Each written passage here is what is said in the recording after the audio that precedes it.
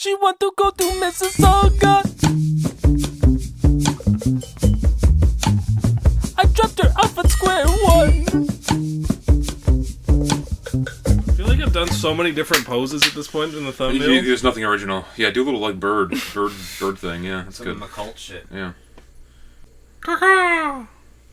It's been a minute. About over a month since we did the last podcast. Welcome to the... I mean, it's the Yapcast at this point, right? Yeah. The Yapcast. Why? Because we just don't shut the fuck up ever, right? Exactly. We're yapping. Yeah. We just yap. We should, let's just... How about for this episode, we just don't say anything? I think that could... That might break records. That might be our highest viewed video ever. 3 What Boys finally shut the fuck up. Yeah. People would love to see it. Us shutting up and listening. For exactly. months. I mean, we kind of had that in the last episode. We were listening to the music. That's true. Our groundbreaking piece of reaction channel lore. One of our biggest episodes to date. 17,000 views, actually. You have to go look at the video to make sure, because Alex is right. So if you don't believe him, go look at the video and go watch. Yeah, and then all 3 hours of it. Keep coming back and seeing it again until it gets up to that number. Exactly. Yeah. I mean, if you're unfamiliar, first of all, sipping the American cream soda.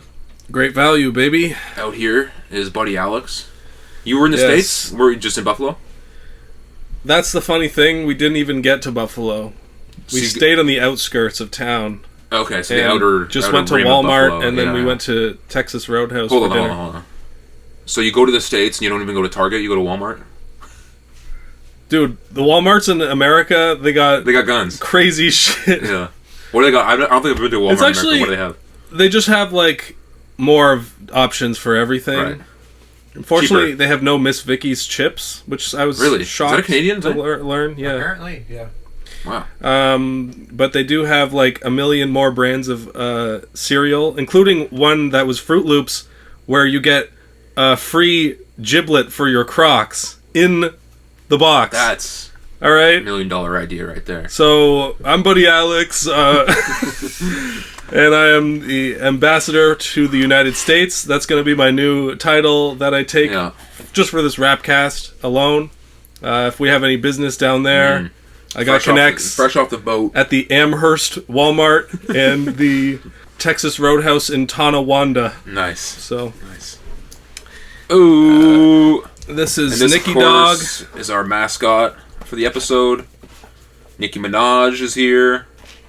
The dog that contains the soul of Biggie Smalls. She was born the same day that Biggie Smalls died. Actually, yeah, it's crazy. She's a 23-year-old dog. It's nuts.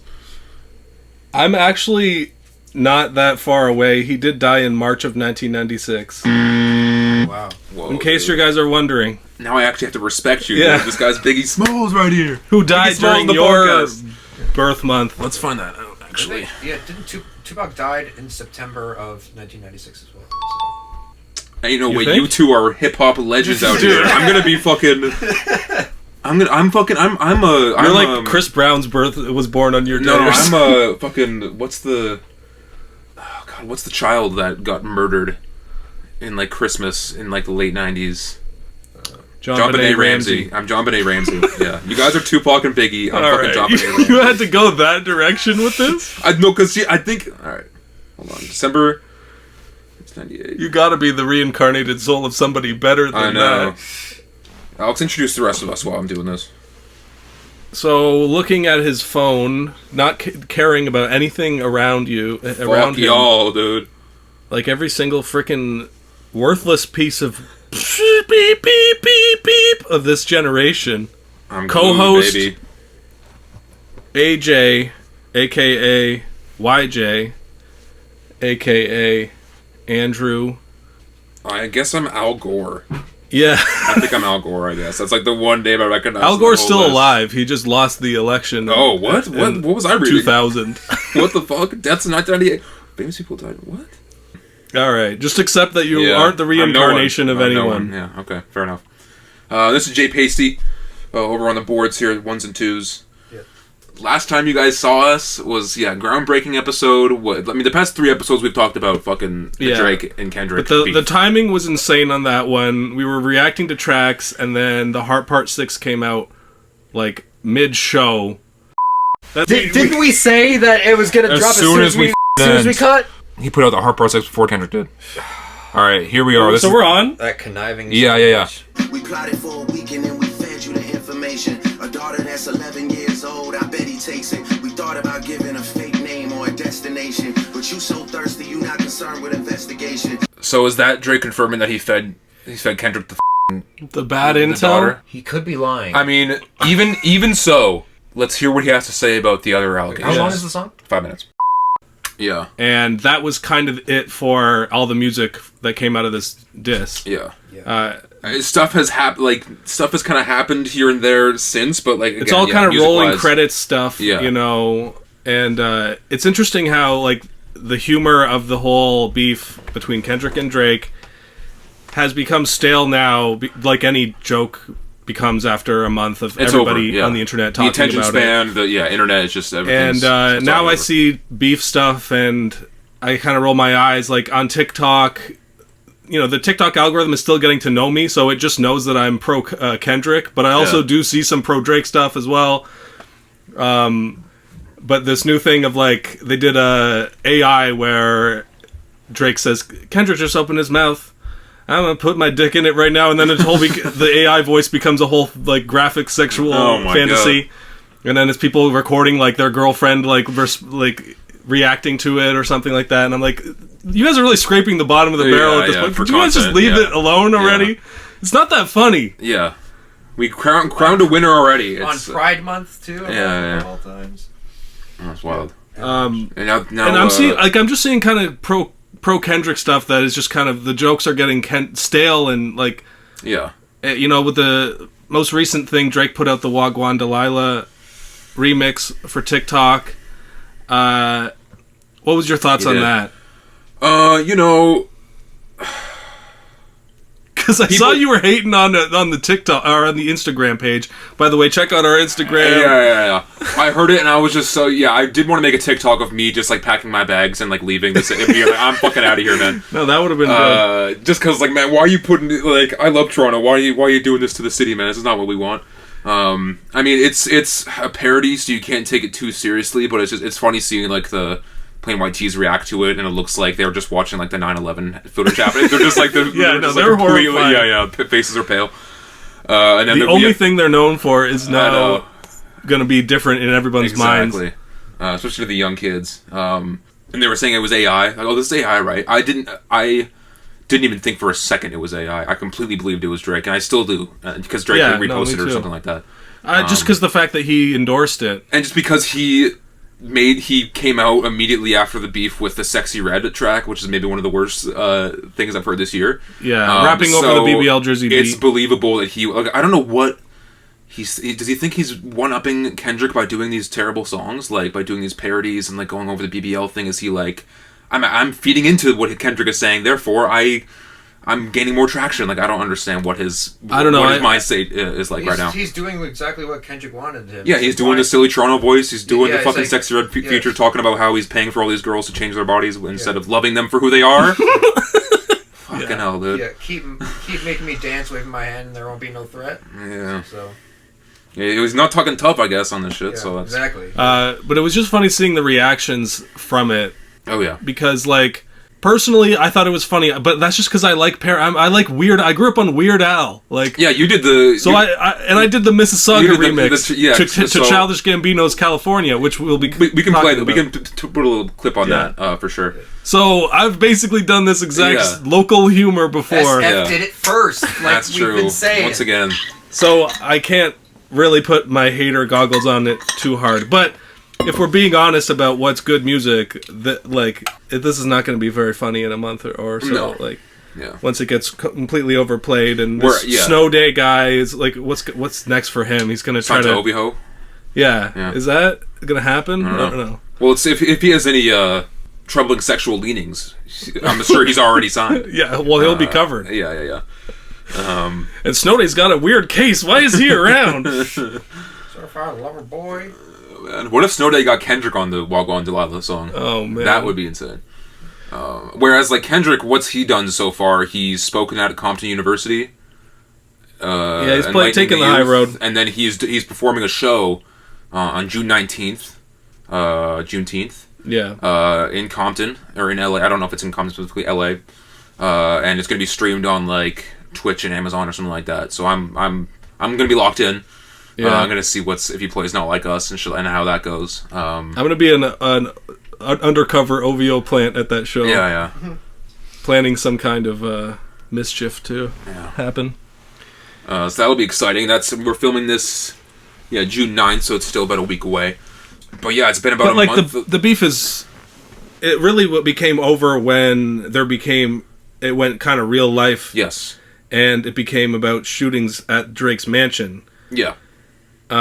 Which was crazy. Apparently that had nothing to do with it. It had nothing to do with Kendrick, but apparently had to do with the Weeknd's. Yes. Like because or something. I think a week or two before that, the Weeknd security got shot as well. I don't know if it was in Toronto or LA. I don't know where Weeknd is associated at this point. Yeah. But that happened. So people are like just assuming that like that's more of a retaliation there. Assuming that it's Drake's people that did it. Who fucking knows? It's not our area of expertise. But yeah, it kind of. And once that happened, I was like, okay, let's cut this shit out. Like that was, and we were already so burnt out from talking about this shit and just focusing so much of my time. But it was a wild day on the internet when it it happened because everyone is still high off of the entertainment. That was like right after the Hard Part 6, I think. And then it becomes this thing of like the conspiracies run wild for a little bit there. Mm-hmm. You know, people were investigating into Drake. They were found that he like a lot of millionaires has like 50 different LLCs that he some of them are called something. I don't remember. One of them was called something that was pretty. One of them is called Silent Policy. Silence Money, or something crazy like that. Like, oh my god. Yeah, a company called Hush Money. Yeah. Like, this guy's Donald Trump. Yeah. So the conspiracies were running wild. Yeah. But ultimately there's, he can just coast off of his celebrity and... he'll be fine. We were all so excited for the downfall of Drake. He's going to be fine, unfortunately, and he's going to, still going to get features from all these huge stars and stuff, and he's going to be still sell well. I think a lot of people... It's just the respect in the actual hip-hop game. Yeah, long-term, there'll be changes probably to when Travis isn't fucking when he with comes him anymore, back to the game. Yeah. There might be a shift that happens in the long term, but most people were just eating their popcorn the whole time and knowing that once this is over, we'll probably just keep being a fan of both artists. Yeah. And once Drake drops a record, we'll listen to it. We'll talk about it for sure. I mean, we're no different. But did you see, speaking of conspiracy, did you see, were you tapped into the whole, was it Ebony 2K24 Twitter account? Oh, yeah. That had this whole, this guy was in New York and he had all the possessions from the 616 in LA, or the Meet the Grams photo. Right. Like, he had the shirt, he had the pill bottles, he had this stuff, and he was teasing to Drake, being like, you don't want to know what I have on you type shit. He's like a hotel security guard or something. It was like some fucking Riddler shit, because he was... Yeah. He was holding the pill bottles with string on his finger, so you couldn't actually see his hand. I'm like, this is fucking diabolical, bro. This guy's thought of everything. He posted a screenshot of a security footage thing that appeared to show him like at a meet and greet with like a fan who was like in a wheelchair or something. It was a journalist actually who was a handicapped journalist that. But like, what is he insinuating? Like, I don't even. A lot of people were insinuating that he like hit him or beat him up or like took him upstairs to mess with underage girls or some shit like that. But that was all just fucking speculation. And the guy came out and said like nothing happened. Yeah. But he proved that what Drake said in the Hard Part 6 was false. He said that he planted. He said Drake said, and the main takeaway of that song was that he planted false information and stuff like that, and he used the photo to prove it. But by doing that, he proved that he's wrong, basically. Yeah, that he has that some person actually has the shit. There was an actual mole. Right. At least in terms of that. I mean, the kid thing was still up in the air. I don't know if we're ever going to get resolved there, but that's not the important thing about the beef anyway, as we've already talked about. And did you see there was also a thing where, because Schoolboy Q was at the Dreamville Fest thing with Cole, and rumor has it that Q was the one that told Cole to back away from this shit to not because he knew that it was going to get obviously him and crazy. Kendrick are still tight, so it's just like Kendrick's on a different level right now. Like, I don't know if he heard the song or whatever, but it's just like, just don't get involved, and that's why Cole said the things he said on stage. But yeah. That's interesting. Yeah, I heard rumors of a Not Like Us, like West Coast remix with like other. That was floating around for. I don't think it's going to happen now. No, at this point, it's I mean, maybe something will happen on June 19th. Maybe he'll bring out someone to do a verse or something. Like, who knows? Because it says Kenny and Friends are going to be there at the show, and Mustard is going to be there. DJ Mustard. Okay, so people are going to go into it expecting something. Yeah. The fact that it's on Juneteenth too is like, okay. But I feel like he's gonna just go the high road and maybe I wouldn't be surprised either way. Be wholesome, like we know he is. You know. Yeah, but we'll see. Interesting developments. Let's talk about J. Cole a little bit. Like, yeah, he's back in the game now. He is. We of course took notice here at SF Studios, and we I'll take a little bit of credit because I said you should do a song called Jizzy, but to the tune of Grippy. Yeah, he kind of brought Young Jizz back in the mix for a bit. Check it out on the sound. It'll be linked below, and just on SoundCloud. She asking me what's my rap name. It's Jizzy. Yeah. Jizzy. They call me that cause it's sticky.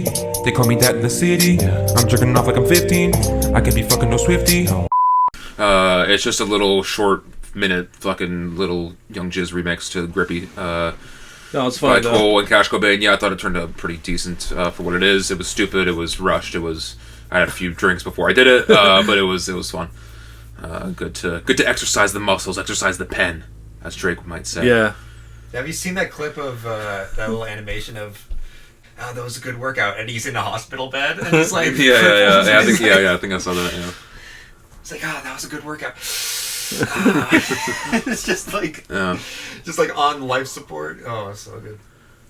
My opinion of J. Cole is getting lower. Honestly, I get the Grippy was like a fun song, but like you can be funny and still be like a good rapper. But like I feel like he was kind of cringe on that. Grippy was bad. That noticeably, like that was like uncharacteristically a bad J. Cole verse. But apparently he was on the new Thames record, and apparently it's a really good verse. I haven't heard it yet. Right. But apparently people are saying he's back all of a sudden, like he's back already. Like, but I don't know. I mean, we kind of stated last time, like J. Cole definitely looks like a bit of a winner here.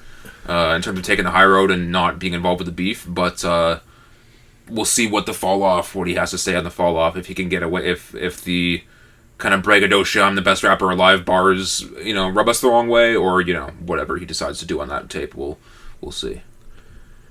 Yeah, I saw a TikTok that was kind of like somebody explaining how, like, on a song like The Hillbillies, for example, for Kendrick and Baby Keem, like, they were just messing around having fun on that one. But it's still like but hard. It's better. Yeah. It's not like I'm going 150. Going to Mickey, going to Disney. Like, yeah, come on. Whatever. It was a viral moment. He's chasing. He's putting Cash Cobain, who's one of the new rappers, right onto doing something for the kids. You could say, I don't know, man. I'm just trying to justify it. I mean, come on, man. J. Cole's fine. We know this. Yeah, we know. Grippy? I'm just playing. Yeah.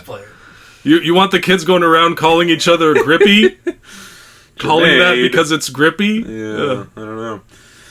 Was there anything else really beef update-wise that's happened that we want to get off? I think that whole Ebony Prince shit was full of shit. I think at the end of the day, that was kind of just amounted to nothing. I do think that, like, when people revert back to the... It's all a conspiracy. Conspiracies aren't true. Blah, blah, blah. It's not proven. No one's come forward. You're going to get egg on your face at some point if you have that kind of attitude about these things. Yeah. Like, conspiracies, sometimes it takes a while, but things will come to light eventually. Exactly, yeah. So, just pointing to everybody that they have tinfoil hats on, I think there's enough anecdotal evidence for people to say, hey, if I don't fuck with the way Drake treats women or acts or the way he is in his music, then I can judge that for myself. It doesn't need to be proven in a court of law. Yeah. That's just my opinion. We're just people giving opinions. Yeah. And it definitely rubs me the wrong way, right? Like, and this, at the end of the day, this podcast is not the news. It's an entertainment product. I am though. You're just for the laughs. You're the comic relief. I bring the facts. I'm not as deep into the hip hop Reddit as you, so I don't see. I'm taking a big. I have not been on that shit just because it's been so. Yeah, I just needed a break from hip hop. It's dark. Yeah, man. I'll offer one word of advice to the pro Kendrick camp. Sure. Is that, if you're taking all this stuff seriously about the allegations and about bad behavior by people in hip hop, it goes way beyond Drake, and you shouldn't just stop being about that shit just because the Drake thing came and went. Right. Like, for example, the Rick Ross bar about date rape, essentially, where he says, yeah, Molly in your drink, she don't even know it. Yeah. And the fact that Punch had a tweet where he was defending Rick Ross for that. So it's kind of on both sides of this toxic culture that needs to get 100%. Washed out of the culture eventually. Yeah. And we're seeing that slowly, definitely a lot less F-bombs being thrown around these days. Yeah, when you look at the history of hip-hop, it has been sometimes amplified, very problematic views about things. And the whole, horrorcore, abusing women type of shit, that's, in the past as well, for the most part, Yeah. But I think part of the fact is that we grew up in a time where, we remember Tyler, the Creator, was Eminem. These guys were very, obscene and offending people all the time. I think there still can be room for that in the game. It's just, those guys grew up, though, is the point. Yeah. Well, you could argue about Eminem. We'll talk about that later. Yeah. New Eminem track on the way. Yeah. This episode will we're going to talk a lot about new music, because it's been a minute since we actually talked about new shit. So I'm going to get into a bunch of new stuff today. But yeah, I think that's about it for Drake Watch 2024. Cody LeRae. Dun, dun, dun, dun. Nobody gives a fuck. That's the essence of this podcast, and the beef now as well. Nobody gives a fuck. I'm on my second cream soda. Dude, you're out of control today, dude. I'm ready to talk Beano. Yeah. I've been sitting here on my frickin' bean. Going, oh. Acting straight up childish with it. Dude. She going childish on my Beano. Okay, man. No, I'm going childish. Wait, hold on. We moved on from Drake, dog. We can cut it. I'm going childish till my Beanos. Come on now. She's going childish on my bean till I owe. Yeah, exactly. Yeah. Thank you, Josh. There we go. Yeah. Put it together. Jay Pacey on the ones and twos, ladies and gentlemen. I'm here, coming in clutch. Yeah. Okay, soundboard. Also, sidebar. We do a soundboard. We should soon, so I can go. Yeah. Well, no, you don't control it. Josh would control it. You would be drunk with power with it, I feel. I know. The show would be 90%. As soon as you don't have anything to say, or there's an awkward pause, you fucking just. Yeah. That was easy. Yeah. That was easy. Certified lover boy. Certified lover. Just yeah. Not like us on board. Certified lover boy. One thing about us, if you want to get to know me and my pal Andy, we've been not just Childish Gambino, but Donald Glover fans since the early internet era. Yes, sir. And we grew up. I mean, speaking of, on the tip of Tyler and Eminem and certain artists that have a past where they were maybe a little more problematic, or they got some bars that from the past when we were kids that they look back at, they're cringy. But remember when 2010, what it was like, Yeah. It was different times. For sure. We grew up with Childish Gambino a little bit. And luckily the Asian bars kind of aren't very prevalent in his new world, which is nice. But I saw he did a TikTok where he responded to some young fan. Oh, yeah. Reasons I don't fuck with Donald Glover. Mm-hmm. Let's go. And then he just flipped around, said nobody gives a fuck, basically. Yeah. I thought it was a great video. I like his energy. I like that he's clapping back to these, because the guy just looked like such a geek anyway. Yeah. It's like, bro, Donald Glover walked so you could run. If you're a geeky looking dude. Yeah, exactly. Yeah, that was his whole shtick. That's his whole thing. Yeah. So you should just appreciate that. Yeah, and I never quite understood. I mean, I'm so incredibly biased, but like, even if you don't like his music, what about his acting or his comedy or his writing or his direct? Like, you know, like there's got to be something. You know what I'm saying? Like, and it always seems to come from former Childish Gambino fans who are, for some reason, now they are coming out. But his new music is so much better than than like anything camp and before that, right? Like, yeah, just admit that like shit from like 2009 doesn't always hit the same. Yeah, you know, I'm not going to listen to Bastard anytime soon, really, right? Like, but like I still defend earlier Childish Gambino. I still listen to Camp. I admit that it's sometimes personal bias, or you had to be there kind of thing, or it's just like you have a personal memory that like you associate with it, and it feels nice to listen to a song that reminds you of the past. Yeah, that's but fine. That being said, I'll defend Because the Internet till I die, because I think it's a great album. 100%. You could cherry pick one bar that you think is not funny or something. That's top 3 albums all time for me. But I think he's sort of a popular hate horse for certain people on the internet. Yeah. I don't really understand exactly why. Like he was getting hated on early on in his career for sure. And then like kind of in between the time of Because of the Internet and like early Atlanta, he was like, and like Awaken My Love, he was like the golden boy. I was like, oh my god, everyone loves him. And then the Redbone song was super transcendent. So, and then sometime after that, like just before COVID, like I don't know if it's because Atlanta season 3 wasn't what people expected, or like there was something around that time he wasn't dropping all that much music. It was like when he wasn't coming out with shit, people were being like, actually, he kind of sucks. You know, people were coming out of the woodwork. Yeah. But I still see plenty of love for him online. Obviously, you know, my algorithm 100% promotes that kind of stuff. But I think it's a lot of the times it's more like the fan bases of these people might be annoying, and that's where all this animosity comes from. 90% of the time, people who have issues with artists, it's usually issues with the fan base, I think. Well, I wouldn't say 90% of the time. I would say half the time. There's a lot of sort of animosity towards stan culture, I guess, and understandably so. But at the same time, you need to sort of have a sort of level-headed approach to being a fan at the same time. Yeah, for sure. Yeah, I think part of it's because it's the Kanye stan thing that is kind of similar, because in the sense that Donald Glover is trying to wear all these different hats, like how Kanye was like, oh, I want to be fashion, I want to be this, that, and the third.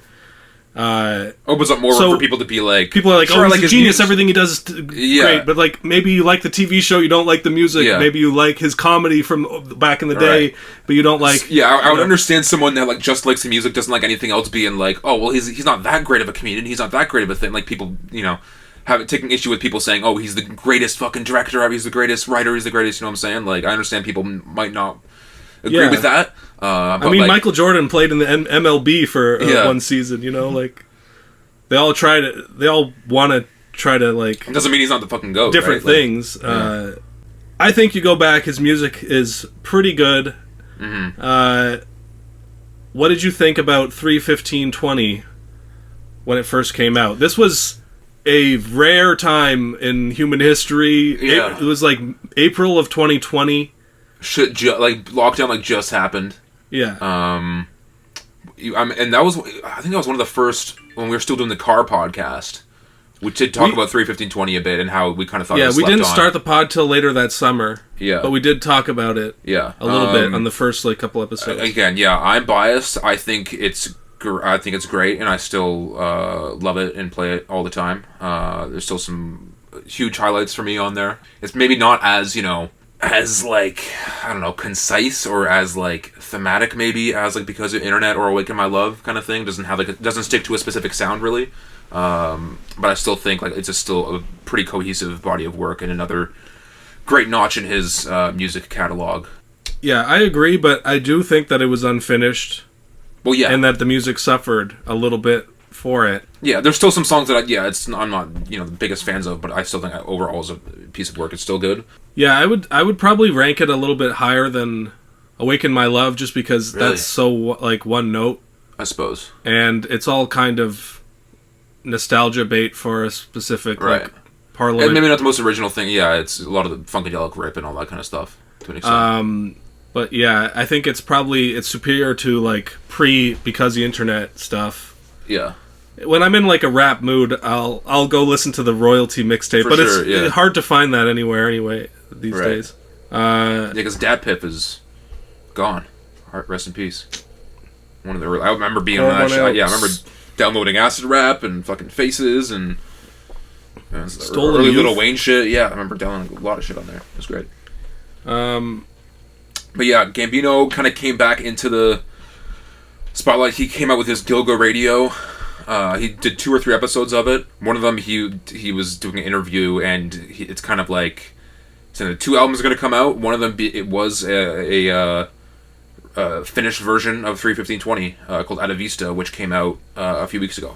Other things he said on the interview was that this is going to be the last of the Childish Gambino name. He's going to drop one more project in the Gambino name that's going to drop this summer before the tour, which is in a few weeks, I think. So that's going to, I'm assuming it's going to drop soon. So maybe next episode we'll talk about another new Gambino tape. And what else? I think it's going to be something about, from the snippet that came out, maybe a concept thing about a guy named Cody LeRae. Yeah, it'll be the story of his life, I think. Because isn't he trying to do a whole show performance thing that along with the album, like the last Childish Gambino album is going to be a soundtrack to a movie. Right. That's what I was. Yeah. So yeah, I'm looking forward to it a lot. It's going to be called Bando Stone in the New World, and he says the music is going to be similar to to Prince's Bad Man soundtrack, like how it kind of plays into the movie kind of way. I've never listened to the soundtrack or watched that Batman movie, but so I'm not sure how that is going to work. But he said he was also working on an anime with Zach Fox, which is fucking insane. Anime? Yeah. Oh shit. Yeah, he's built his little compound out there. Yeah, he's doing another cartoon called Country Mouse, City Mouse. Take that for so he's trying to become Seth MacFarlane. Yeah. He did talk about the Big 3 beef on the during the interview as well. He said people don't give enough credit to how accessible creating and listening to music has become. People die every day over real beef, and the current state of the rap game is just a part of everyone growing. People are focusing too much on the tough bars, and he said he's the Willy Wonka of the rap scene. And I'm like, okay, that's fair. And he had big ups for Tyler the Creator. Had a bunch of guest people come on to do little radio bits. Eric Andre, fucking Tyler, Yachty, Chris Rock. He did a funny AI thing on his second episode of like, this is Kendrick Lamar, and this is Drake, and this is Gilga Radio, and it's like an AI shit of them talking about it, which is kind of funny. But he dropped 2 songs. One of them was pretty rap heavy. He's spitting on there. I love it. It's loosely called The Older I Get. And then the second one that he dropped was him and Kanye collab, where they're going back and forth. Yeah. And have you heard it? It's fucking insane. Yeah, I listened to that one. Yeah, I love it. But it's like, people are talking online being like, is the Kanye verse AI? Because he hasn't sounded this good in fucking years. You know what I'm saying? Like, he's rapping on a different level, bro. Like, I don't know. And Gambino was hiring people for his like Gilga Farm Studios to like work on like some AI shit, to work on some advertising shit, to work on other stuff. But one of the things was AI. So it's like, was it just Gambino rapping and then he put the Kanye AI voiceover on it? Who fucking knows? We'll see. I don't know. That sounded like Kanye to me. I mean, yeah, me too. Like he was saying stuff that I think only Kanye would say. But me too. But that was a thing floating around online. But let's retire the phrase "Is this AI?" It's a question. We're just in the fucking. We're just getting started. Just getting started with AI, man. It's gonna be a long decade, I think. There's got to be some other AI decade slang term that we can come up with, because I'm just so sick of those letters. AI, yeah. Is this real? Is this real? No, it sounds too close to Israel. I don't want to say that. Oh yeah, that's true. I don't want to say that. Yeah, let's leave that one behind. Yeah. Let's leave Israel in 2024, guys. Let's do that. Let's just leave it there. I shoulda left you back in 2016. That's deep cut. Let's talk about Shout out Chance the Rapper, by the way. We're talking about that later. Let's get going with, Gambino dropped Atavista. The new reworked fucking brand spanking fresh new, but not new at all really tape. 2 new songs on it. The Atavista self-titled track replaces the kind of, I didn't even remember the intro last time, or the 315 intro. It was kind of just like a glitchy kind of spacey intro. It replaced that, and then the Human Sacrifice song replaced Feels Like Summer. Yeah. And then that Warlord song as well isn't on there. Feels Like Summer didn't really fit in on the album. Yeah, that was more, I was glad that he put it out so that it could be released on an album or whatever, but and it's still on. Like, I think it's fine as just. It's on the summer pack of like the Summertime Magic and Feels Like Summer, so it's still on streaming. That's what people were disappointed about as well, that he took 3:15:20 off streaming. I saw a lot of reactions online of the fans being angry that they didn't want them to take the original version out, and I just could not disagree more. Like, I thought that first version did sound off. I think it did sound incomplete, and I'm really glad that he went and cleaned up some of the vocals on it, because it's just like nowadays people can make music like in their own house, and they're just listening to it. It doesn't really have the special sauce that old like music production had, because people are just allowing lower standards and then just saying, no, it's the artistic integrity, and that was his choice for it to be terrible. And bad mixing has definitely, like, that's still going on, like in like pretty prevalent hip hop, especially hip hop too. I feel like, if you like bad mixing, that's cool, but just say that it's bad mixing. And like, don't try to like justify everything your hero does. And I still love some songs that are traditionally not well mixed. You know what I'm saying? It doesn't mean that the music is bad if it isn't mixed properly. Like, there's plenty of Travis Scott songs on fucking Birds in the Trap that aren't mixed that well, but it's still great, you know, like. Yeah, but generally I would like music to just like sound like proper. Sure. So I was totally on board with this. Also, giving everything a title. Yeah, actually, like, I just feel like I actually have the song now. Yeah, more of an album. I'm not pissed off that he took the shit off streaming, because I downloaded the shit back in the day. Yeah, you're also covered. I still have the shit on my phone if I want to listen to the old versions. But I will say, like, I was at first a little bit off-put, though the mixing was better on all these songs, just because, like, it sounds different, man. I'm not used to it. I'm so used, because I ran the other album to the ground. So I'm used to hearing this album in a different kind of sound, in a different way, with the same vocals and the same mixing, that hearing the new version is like, ooh, do I like this? Like, the first listen, I was like, oh, man, like, I don't know if I fuck with this, really. Really? No, I had the opposite situation. I was like, great, they fixed everything that I didn't like. This is awesome. The more listens I was in, I was like, it is just a better mix, better sound. I feel like I had it in rotation back in 2020, and then I took the song Time, and I took the song The Violence. Mm-hmm. Well, I didn't know what it was called back then, but I took like those two out of it. And Littlefoot, Bigfoot, I guess, but that one was kind of a novelty song. Right. I think it's better now with the Young Nudie verse added. And it's just a bit of a. I don't mind the Young Nudie verse, but the transition is just a little jarring to me. Like, it goes from that, and then immediately switches beat, and he's rapping. I'm like, okay, it's just a little bit jarring. Yeah, it did. That was never my favorite song anyway, so I don't care, really. But I kind of like the song even more now, because it's like, you know, he's doing sort of a clever thing with the concept of that one. Yeah. Where he's actually talking about, like, street violence stuff, but in such a happy-go-lucky way. Yeah. And like then a TikTok dance kind of way, too, you know? Like. Yeah, and then when Young Nudie comes on, like, it kind of gives the thing more. It feels more like a complete song, in my opinion. Yeah, for sure. I don't mind the Young Nudie maybe verse. It was a little awkward of a transition, but. I will say he fucked up the transition between the Psilocybe song and To Be Hunted. The transition between those two songs and the OG album was beautiful, and then the transition is just like, it just stops, and then it's a weird kind of startup again, and then it goes. I don't like the transition, but like it's such a nitpick little thing that it doesn't really matter all that much. I vaguely remembered that when I was listening to it. Like, wasn't there a whole part where like Psilocybe everything gets all chaotic, and then like it slows down, and then right into the To Be Hunted goes right away. Yeah, that next one. Great, yeah. Whereas if I'm have to nitpick, that's a minor nitpick, but I did see people mad about that. Yeah. By the way, someone was saying in the criticism of like all the things he hates about Donald Glover, like that Psilocybe in brackets Millennial Love is like the worst song title ever. It's kind of cringe. Yeah. It's a little bit cringe. To me, that's the aesthetic of Childish Gambino's music. Like, it is a little bit on the nose sometimes with his song concept there, but maybe it's too on the nose, but it does like wrap up the concept nicely. Yeah. Of like that this is sort of a love relationship jam that's more about like modern. Yeah, and it's happening during a fucking mushroom trip or whatever. You know, so like they're on like a trip. Yeah, he's eating chocolate mushrooms and trying like to figure out what love is, if he can love this woman, if like there's like, lines about like cunnilingus and like reading bell hooks and like like. His ex-bitch is blowing up his phone. The vibrator, and I didn't even put that together. Like, lay back on my back, vibrate. Yeah. And then I was like, oh, right. That's what the chicks use on there. That's true. The point is, like... You didn't say female, that's good. Yeah, you didn't, yeah. That song is still fucking, that's an ace to me. Psilocybe, one of the highlights on 3:15:20.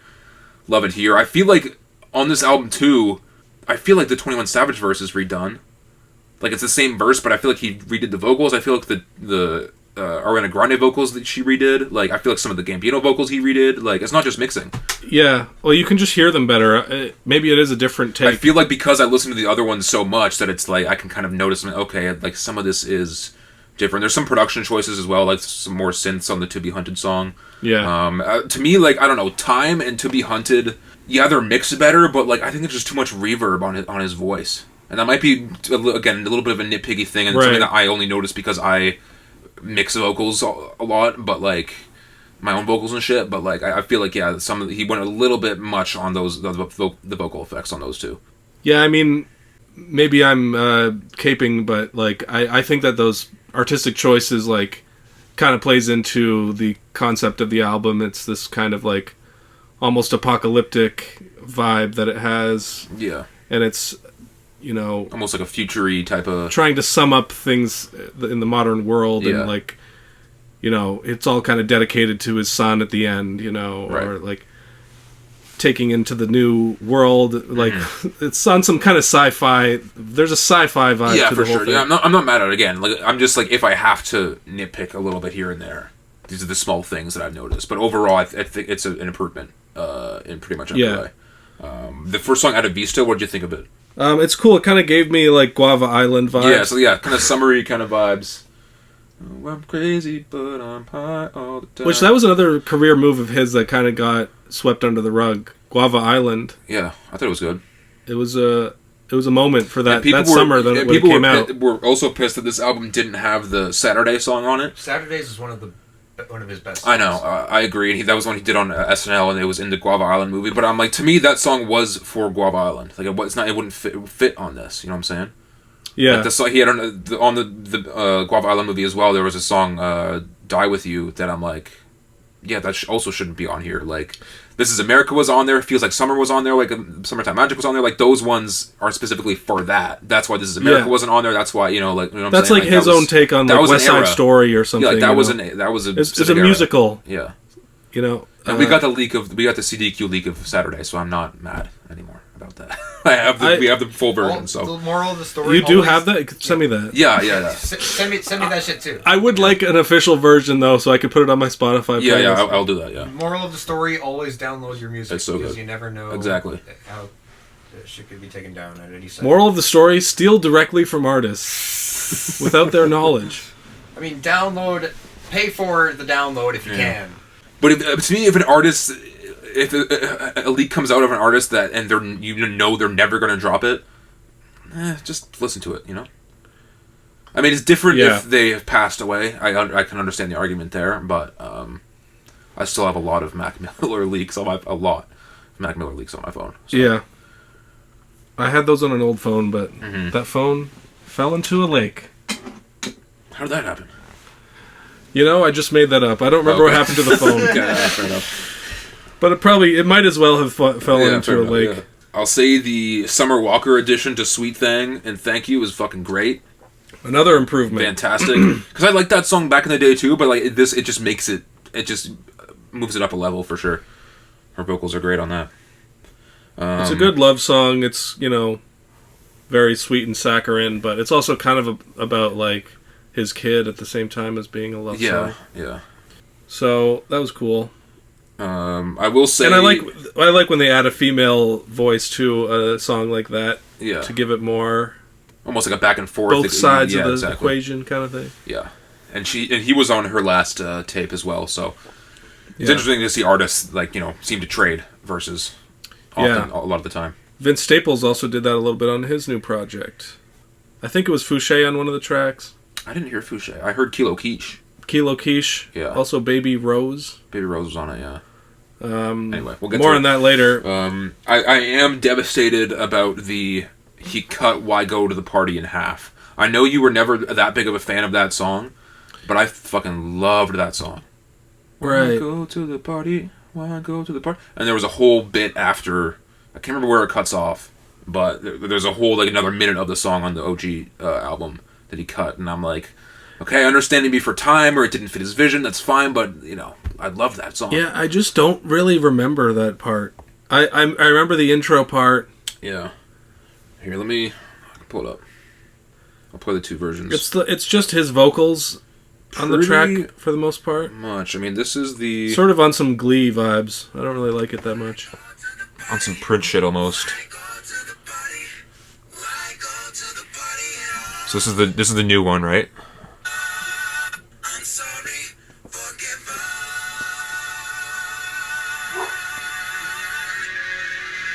And then it ends, transitions to the next one. And then in 3:15:20, does this whole piano shit, like...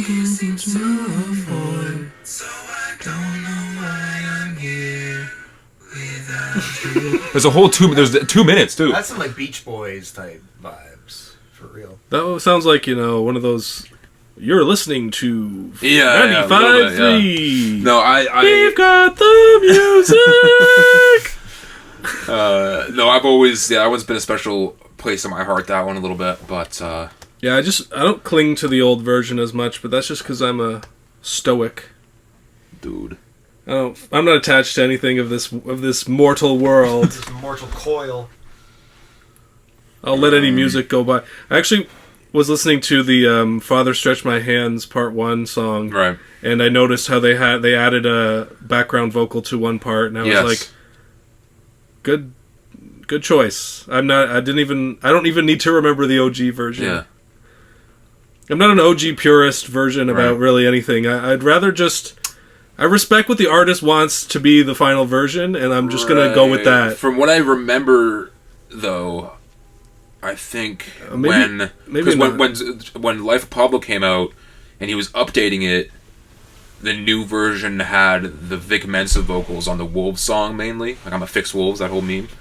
I remember back in the day you were like, no, fuck that, I'm going to keep it as is. You were against it. Yeah. Well, that's back when I had... I mean, that was like 10 years ago, but like... That's when I had a different phone where I had like physical... You had to download everything. Yeah, that was during my zip file days, which are we did that for so long. Like, it's actually kind of pathetic. I know. Yeah, we were like, what were some of the sites? Fucking Naja King or some shit like that with like the Naja sites. Used to go and find the new shit. They were pretty good. I would just Google. I don't remember. Yeah, literally. Yeah, the thing. Download zip file. Yeah. I would go to any shady site. Yeah. Oh man, there were so many times. There were so many times where I accidentally downloaded something way different from the music I was looking for. Yeah. Oh boy. Man, becoming so old now. Now I just sold my soul to Spotify, so exactly. It is what it is. It's just so much easier, though, honestly. And then just give up your ownership for convenience, really. Yeah. I mean, that's the thing with Apple Music that I like is, I mean, you can do it with Spotify too. You can download stuff from the computer and like, you can still put your own music on your phone. It's not hard. Yeah, I've been crafting my work playlist now that I'm a driver, so I have the control over my own aux cord. Whereas the previous work playlist was a lot more. These songs are more appropriate to play for mixed audiences of people or whatever. So you're the only person in the truck? No, my coworker, but I'm in charge. Right. Okay. Yeah. So it's not like random people can walk in while I'm playing. Right. We cry together. Yeah. But now my playlist is way different because it's all like any kind of music that I want to listen to. Yeah.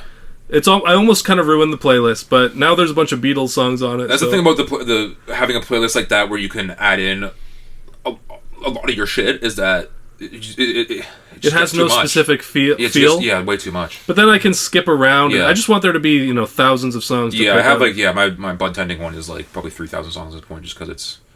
I don't listen to each. I want to be able to skip freely as I choose. I can't listen to the same old Frank Ocean song every day. I know. To wrap up, Atavista.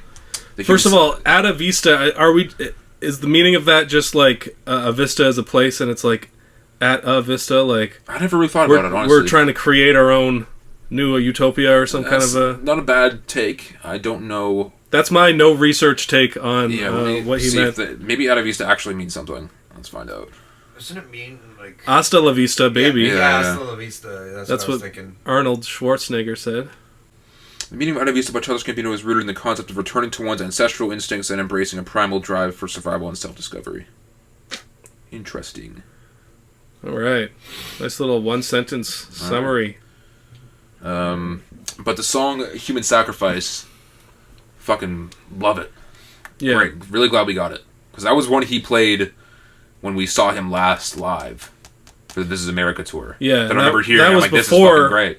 Before it released. 20 came out. That was like 2018. Yeah. So we were there on the ground floor. I know. And we're going to be at the Sir show this summer. So. Sir, and I still got to get Lucky Day tickets if you're still down.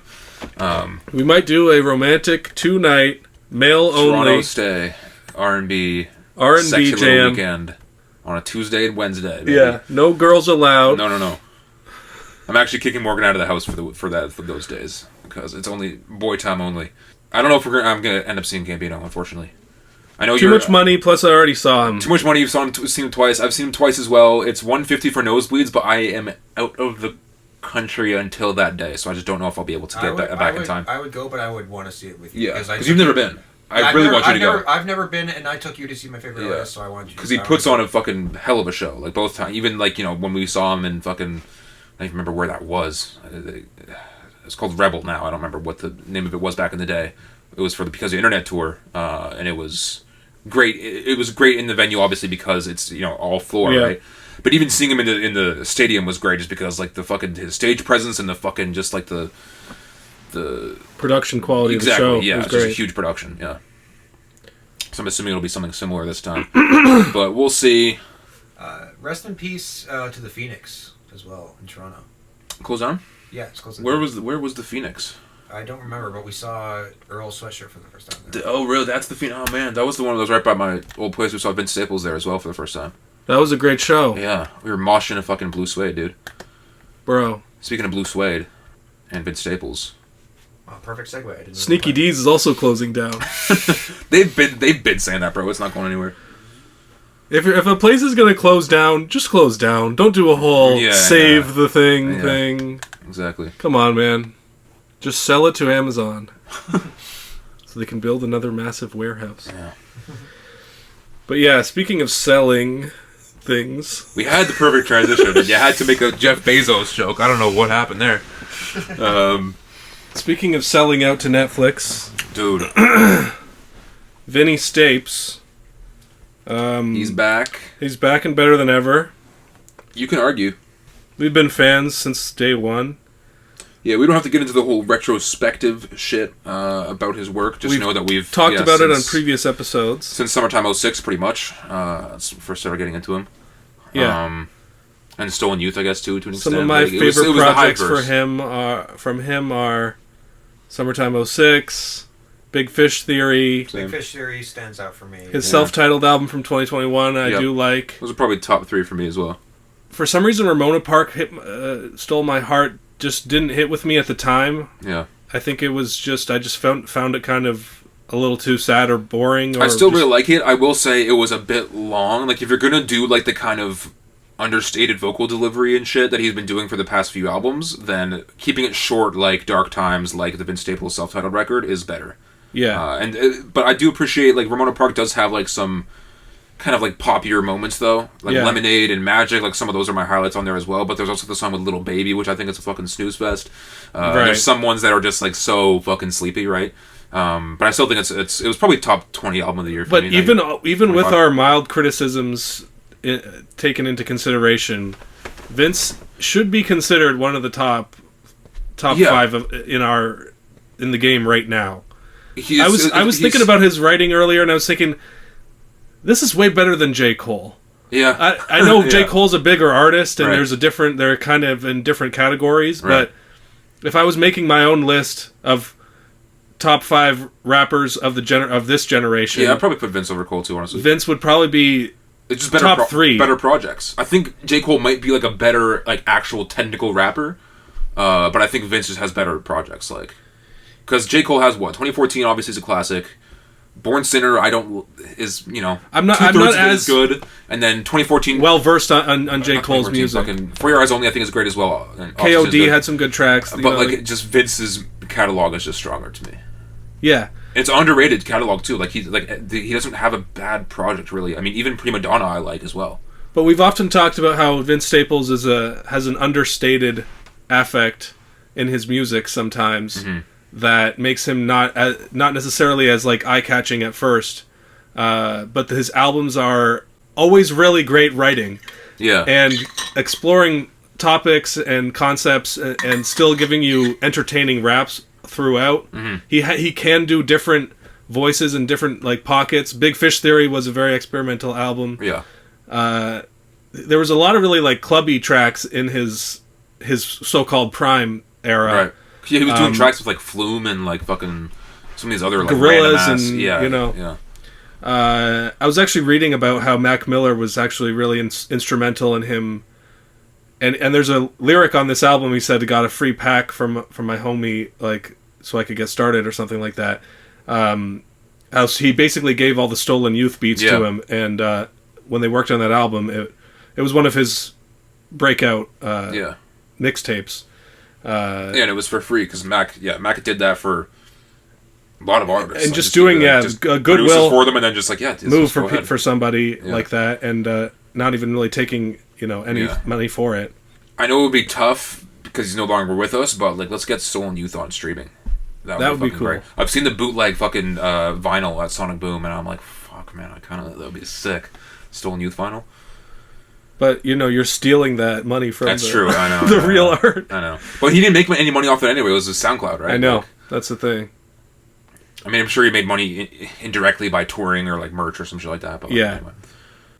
But, yeah, we're OG Vince Staples fans. Yes, this one was, I think, just a knock out of the park.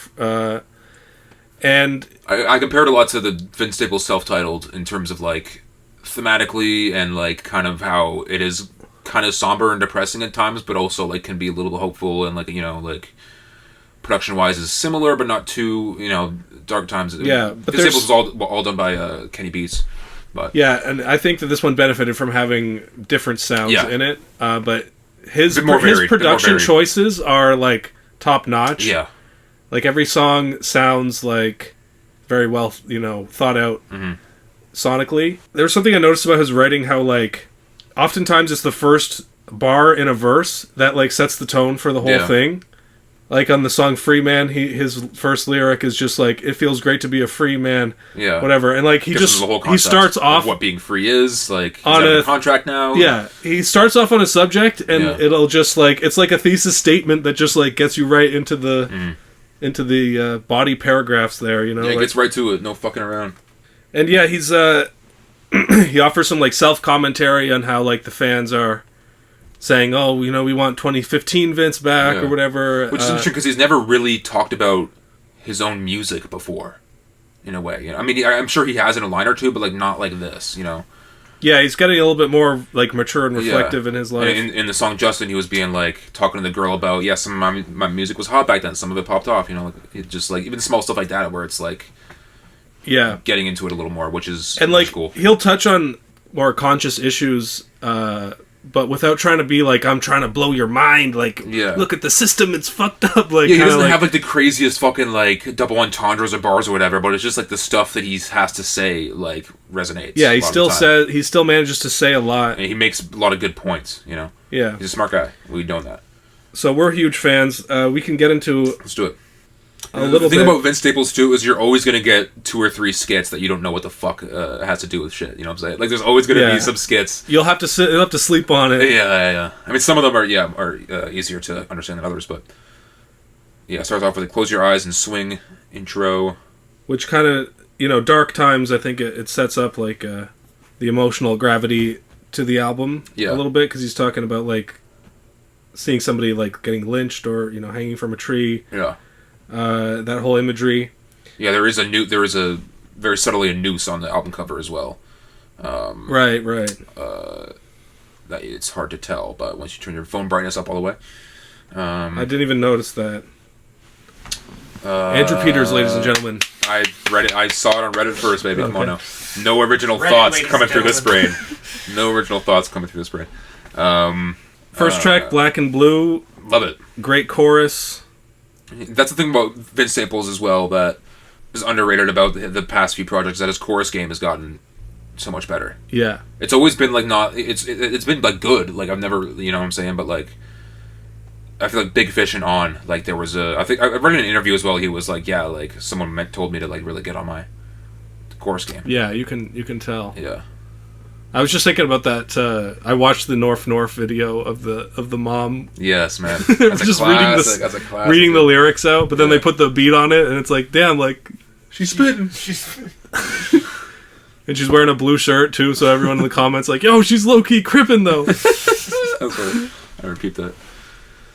But yeah, that actually kind of helped him pop off back in the day. Yeah, for sure. And then fucking Gambino used it for Atlanta as well. That was that one thing about Paperboy, the white woman reading the Paperboy lyrics. Oh yeah, which is crazy.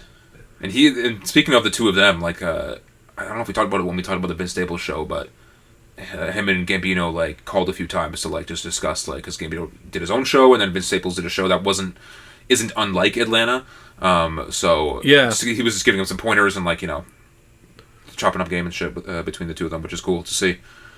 Yeah, they are similar in certain ways. But I think like that that Vince is more known as a rapper. Yeah, for sure. He's just more so recently been doing this TV show and shit. Yeah. I guess he's expanding. He did some acting. He was in the Dope movie from like 10 years ago.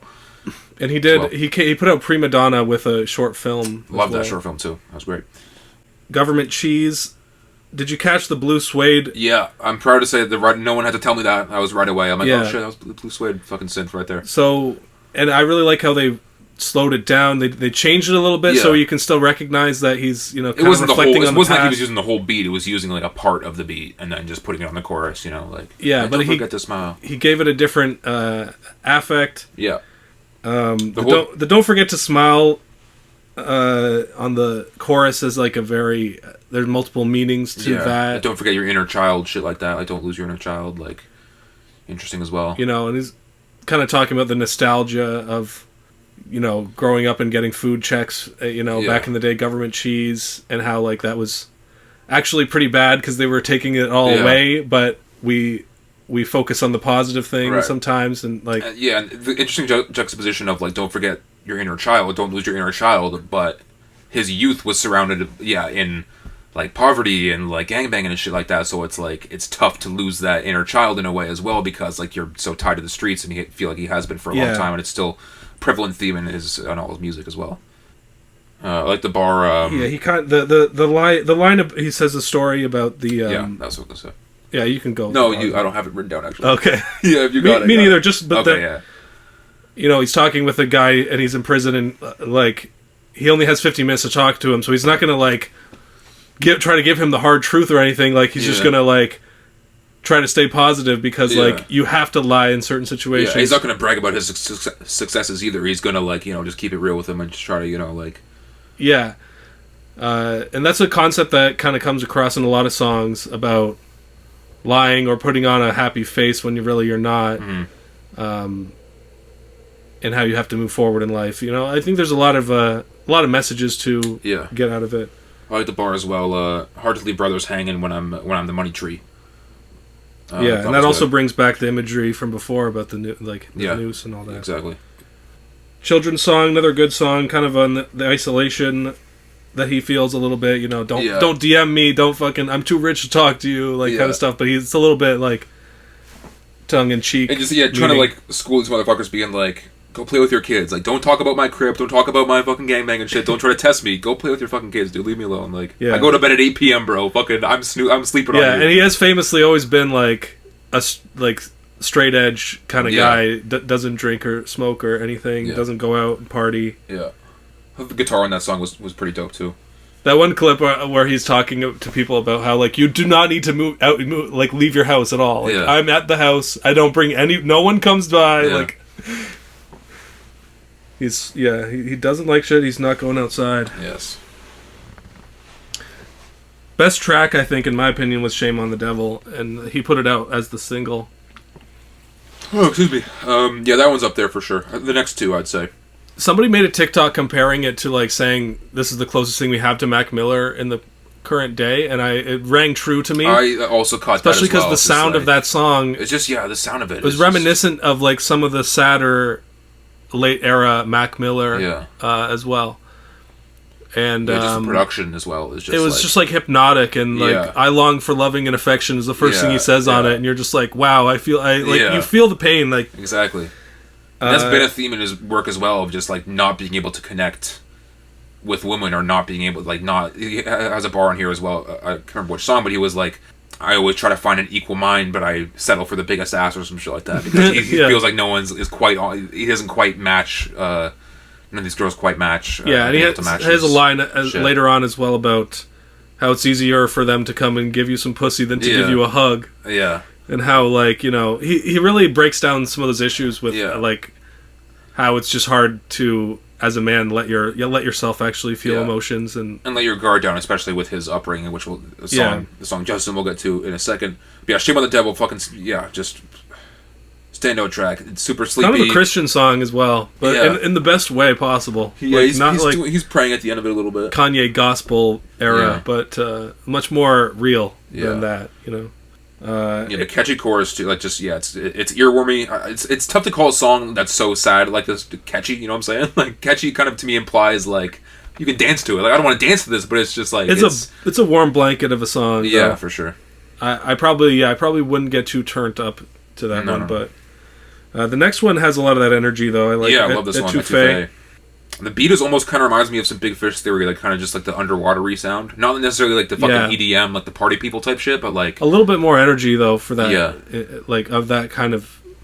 You could throw that one on a workout playlist and maybe get something out of it, but... Yeah, no, that one's great. I love the chorus of In the Ghetto Like a Martian Crash Landed. There's a bar I really liked, Beauty in the Darkness, like Rembrandt. Yeah. Good imagery on that one. Also, Rembrandt was Dutch, so taking a little bit of credit for that one. Nice. You hear about there apparently, like, complete side tangent, but during the time of like Japanese isolation, like that was when before they opened up to the West and stuff. Before they opened up to the West, that was when Great Wave was painted. Right. The only ship that was allowed to dock in Japan was a Dutch ship. Yeah, I know. Damn. We the Dutch people, we've ruined a lot of places.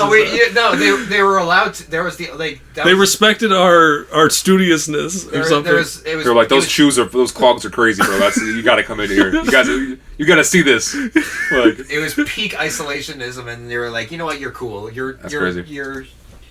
I wonder what it was about us. Yeah, I don't know. The clogs. I just said it. What do you mean? I'm not lying. All right. Well, you think I'm not educated like that? I love that. Like, yo, check this shit out. This is crazy.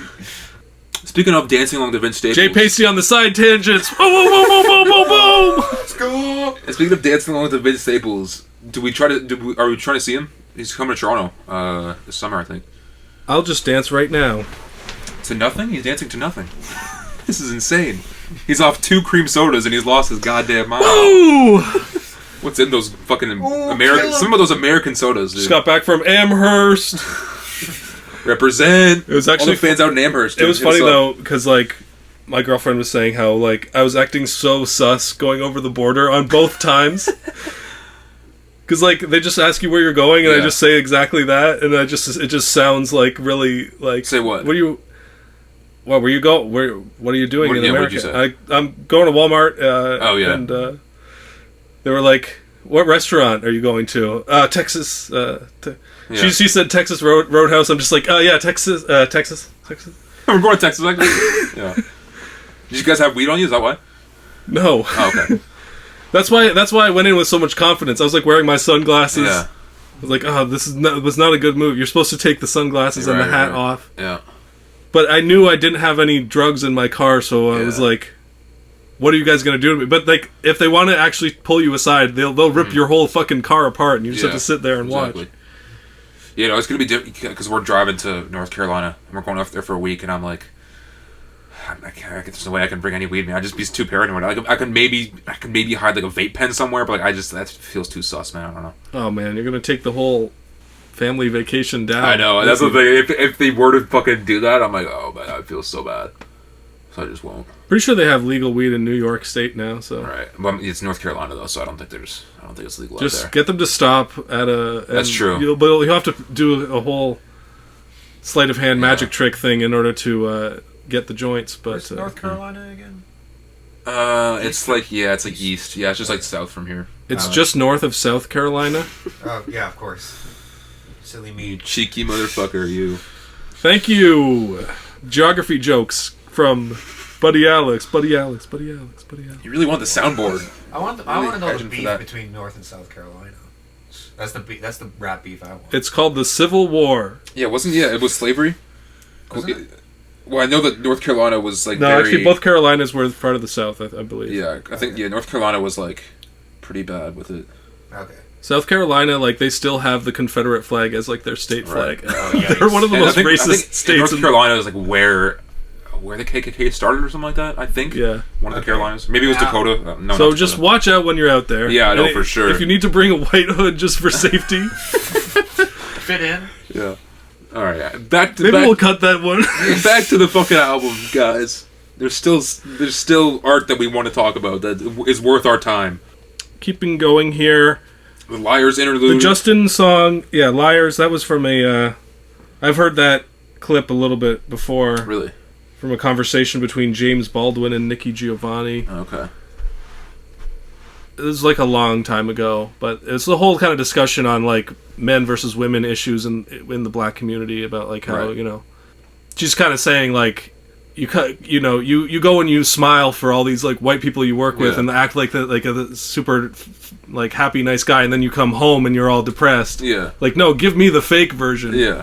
If you lie to everyone else. If you're performing, lie to me too. You're who you are. Like, why stop the performance for me? Yeah, kind of thing. Treat me like everyone else. Yeah, but which I understand this sentiment. But they're kind of having an argument that there's no real answer to. Like, Yeah.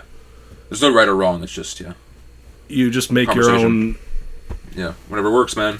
But it's a part of a much larger conversation that I don't really know that much about. But Justin was kind of about like feeling a little bit used in this situation, in this potentially romantic situation. Yeah. And then she just wants to meet her cousin or whatever. Or just like the whole like how he can't let his guard down. He can't trust anyone really because someone comes up to the door while he's with this girl that he really likes, and then immediately his mind thinks, "Oh, is this a setup? Is she setting me up?" Like he's grabbing for the fucking gun like right away.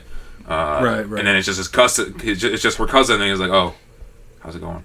But it just kind of it's depressing to him because it's just like, "Fuck, like this is why do I think like this?" That's my interpretation of it. Right. Yeah, it was just an interesting story. It was more of a shorter track. But I like the storytelling aspect. Radio song that's literally about the radio. I thought that was cool. Just kind all of his references to. Big Boy in the Morning, and all these, Nelly used to be my favorite rapper until my sister introduced me to this shit, a lot of references to how, like, hip-hop and shit. You grow up and you, like, get a whole context for what this music is, and, And how influential, like, the radio was back in the day, and how it's kind of a lost art form these days. Which is true. Yeah. I was thinking about it, I'm like, there's no one listens to the radio anymore. But I like the thing about, like, the DJ, the verse where he starts off saying, like, DJ, play my request. Yeah. This woman is not responding to my text. Yeah. Like,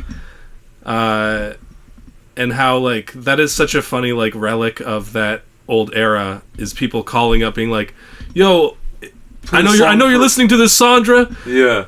Listen to this song. This is how I feel. I know. Like, what a lost fucking art. Like that never. Like imagine that. Like you somehow know that they're listening to. They're tuned into the like. Yeah, that's funny. That was before my time. Yeah. Now we just comment on a live stream. Yeah. Fucking society. I remember that actually happening once because years ago when you were living in Toronto for uni. Yeah. The first year of uni, your alarm clock would go off. Still, I didn't know how to shut it off. Oh shit. So. Oh yeah, my old fucking iPod dock, whatever the fuck. Yeah. So one time I woke up to that and it was like, yeah, I want to dedicate this Coldplay song to, because it was like 102.1 The Edge or something like that, and it was like this Coldplay song, and the next caller was like, yeah, don't play Coldplay ever again. That's crazy. That's crazy. Damn, I guess people. I mean, the radio like still is around, but like I feel like once our parents' generation goes, do you think we'll think radio will be even a thing? Like calling in and making a request, like that's got to be still a thing. Like in because that's fun. Like you know, well, people call in for like contests and stuff, like for sure, like on the radio, you know, that kind of stuff. It's more like captive audience thing where like you have to listen to it because you're in your car, right? Yeah, or whatever. But like once the people that like grew up with it, like our parents' generation, die out, like it's just gonna be like podcasts and music, right? Like, is there gonna be a want for radio? Yeah, I mean, I wouldn't mind it, but whenever I'm in the car, I'd never listen to the radio though. So it's maybe it's a nostalgia thing. I don't know. Yeah, maybe. It's the same conversation as like streaming shows as versus just turning the TV on and like hoping something comes up that you like. You know, it was the same thing with how the older generation. I do miss had that. To listen I mean, to that's music. just I still like cable though to an extent. I miss just fucking. At this point, I've pretty much fully random replaced it with all the various streaming sites. I mean, yeah, I never really watch cable unless it's with y'all just to make fun of shit. But I guess no, I do like Roku TV. I still like watch Cheaters or Cops or like one of those fucking random. Yeah, they shows. have like Cheaters playing 24/7 on one channel. Yeah. So, like, what else do you ever need, man? That's it. It's the closest we have. It's gonna be terrible for your mental, honestly. Yeah. They're playing that in a torture CIA black site right now. Nothing Matters. Did you catch the Kanye West Paranoid interpolation? No, I didn't. You worry about the wrong things. The wrong things. Nice. Yeah, I don't remember. I don't remember this track all that much, honestly. We'll listen to the album like maybe 3 or 4 times. It's good. It's more kind of a commentary on relationship issues. Yeah, it's kind of a cynical take on shit. Yeah. Another good track. I mean, the whole thing's great, but we'll just give a couple. Never mind. Never mind. I'll out of here. See you later. All right, Rapcast 67. Little Homies. This one is another pretty catchy one. Life hard, but I go harder. Streets, yeah. It's more of an uplifting kind of shit. Yeah, that's for the youth, for the kids, for the. You could put that one on the workout playlist. He had a bar about brought the TV show out to the hood so the kids could see what they could be, type shit. Like, I'm paraphrasing, but you made some kind of joke, like it's the set, like the set, brought the set to the movie set. Yeah, show them what they can be. Yeah, I thought that was cool. Yeah, this is where I heard the Kilo Keech background vocals, and he was like in the third verse. Like, he was like spitting pretty fast. It was pretty impressive, like verse. I know. I was like, what is this? Eminem's Rap God? Yeah. Well, it's just like it's been a while since like a rapper that I fuck with that isn't known for rapping fast raps fast. You know what I'm saying? Yeah. Whereas like Logic will rap fast, Eminem will rap fast. Like some of these guys will rap fast. Like, but it's like once in a while when you get a rapper that doesn't usually do that and he does it, it's like, oh, sick. Like, that's dope. Yeah. Because I do fuck with fast rap. Dude, what if Kanye became a fast rapper? That is honestly, it would be better than whatever he's putting out now. Honestly, I'd be more for it. If all you're doing is shredding on guitar, then it's not impressive anymore. Because Kanye's lyrics are in the crapper anyway, so it's not like we care about what he's saying. It's just like if he could just rap fast. Fuck it. I'm beginning to feel like Vince Staples. Last track, Free Man. We already touched on it before. That was my second favorite as far as just he's just so locked in on that flow. Yeah. And the beat is super hard. Yeah. And I just like the more positive kind of note to end it on, and Yeah, the last thing is another audio clip. The Little Homies and the Free Man is a good, like, because the songs before that you got are fucking, Nothing Matters and Justin and some of these more sadder tracks. So it's good to end the album off on a more of a positive thing. Yeah. Because it's dark times, but also, like, he's out of his label contract now, so, like, who knows what that could mean for his career. Yeah. Because he's been dropping, like, almost yearly, but, like, maybe that means even more music, maybe it means less, like, who knows what he... Right, so he's fulfilled his contract now with this album? I listened to his interview with Zane Lowe. Think about Zane Lowe what you will. I wanted to see the interview with him. It's good if you want to listen to some glazing. Yeah, for sure. Of your favorite artist. Yeah. And Zane Lowe was like, so is this album like kind of like a fuck you to the label? Did you kind of just like do it just to do it to get rid of the label, or did you do it because there was like... that was what you wanted to do at the time, and that was like your artistic vision was saying you to do that, and Vince Staples like both. So the album like is, from his own words, it is kind of a contract fulfillment to an extent. Yeah. But I still think it's one of the best contract fulfillments that you could fucking ask for, man. It's not like he phoned it in at all. There's not really a bad song on we're here. Sitting here fulfilling a contract we signed with the devil. That's true. Spotify. Check us out on Spotify as well, guys. I don't know. We didn't say that at the beginning, but... Yeah. We're on all the streaming. We're on YouTube. Check us out on Netflix. That's true. We're going to be on Vince Staples Season 2. He's going to bring a set out here. It's going to be great. Yeah. If you could be... What would... Alright. If you could be any animal. No. If the Rapcast were a squirrel. Duh. If the SF gang were to be on any hip-hop based show... Would it be Dave? Would it be Atlanta? Would it be Vince Staples' show? Or would it be fucking Exhibit Pimp My Ride? I think it would be on Flavor of Love. Oh, yeah. We should be on Flavor of Love, yeah. As what? As who would it be? As the girls? He would be picking from us? It would be... yeah, I guess it doesn't make any sense. Yeah, how are we... We're the guest judges or whatever. I don't know how that show works. Flavor of Love... reboot starring Gerard Carmichael. Ooh, okay. He can find his Tyler the Creator. Love. Yeah. Tyler the Creator will be like sort of an advisory role in the show. Yeah. Like he'll like the producer. He'll like vet all the different gay guys that want to be on the show. Yeah. And he'll get into all kinds of hilarious hijinks on the side. Yeah. The show will be sort of eventually completely sidetracked and not even about Gerard Carmichael anymore. Tyler Taylor. Which, by the way, what we're talking about right now is this whole thing where Gerard Carmichael like said like, "I actually love you, bro." Like, yeah, I was like in love with you. I want to be butt buddies with you, kind of vibe. Can you say butt buddies during Pride Month? I don't know if that's derogatory. But I just thought it was a crazy moment because Tyler just said, "You stupid bitch." Yeah. I love Tyler, man. And when's he getting a show? I mean, he's had shows before, but like I want like a new show, you know? This is not, I don't like, not homophobic or anything, but I just think Gerard is a weird guy. I think the show, from people that have watched the show, I think my roommate Sarah watched a bit of it and she was like, yeah, it's just kind of a weird, like, kind of like, it's almost like too real into his life, too much into his life, you know? Yeah, there's reality and then there's like, Yeah, like no. I never want full reality.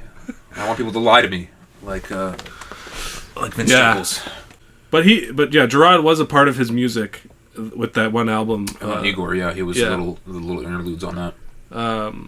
But it was just a crazy moment to see the guy get rejected like that. Yeah. And then, but Tyler's been killing shit with his performances and whatnot. So, you know what is really great for podcasts? Eating on it. Eating during the podcast. It'd be better if we are really close to the mic too. Oh God! Please no. Okay, someone gives you a handful of candies. They say pick one. On it is a Coffee Crisp, a Kit Kat, a box of Smarties, and an Arrow. Which one you grabbing first? I'm not trusting anybody who's strangers offering me candy. That's true. Coffee Crisp, baby. All day. Coffee Crisp? And I don't like coffee. Love Coffee Crisp. Wow, try to be so different all the time. Well, here's the thing. Coffee Crisp is the wrong answer to the question. What, Smarties, you fuck? Yeah, you grab the bag, you grab the box of Smarties first. Yeah, fucking right. Yeah, you throw it in the trash right away. So at the Smarties, though, I remember... Smarties are poor man's M&M. In grade school... I thought it was the opposite. I thought M&M's were the poor man's Smarties, but whatever. Coffee crisp sounds like something from the UK or whatever. Yeah. You know. Here's the thing. You'll have a coffee crisp, mate.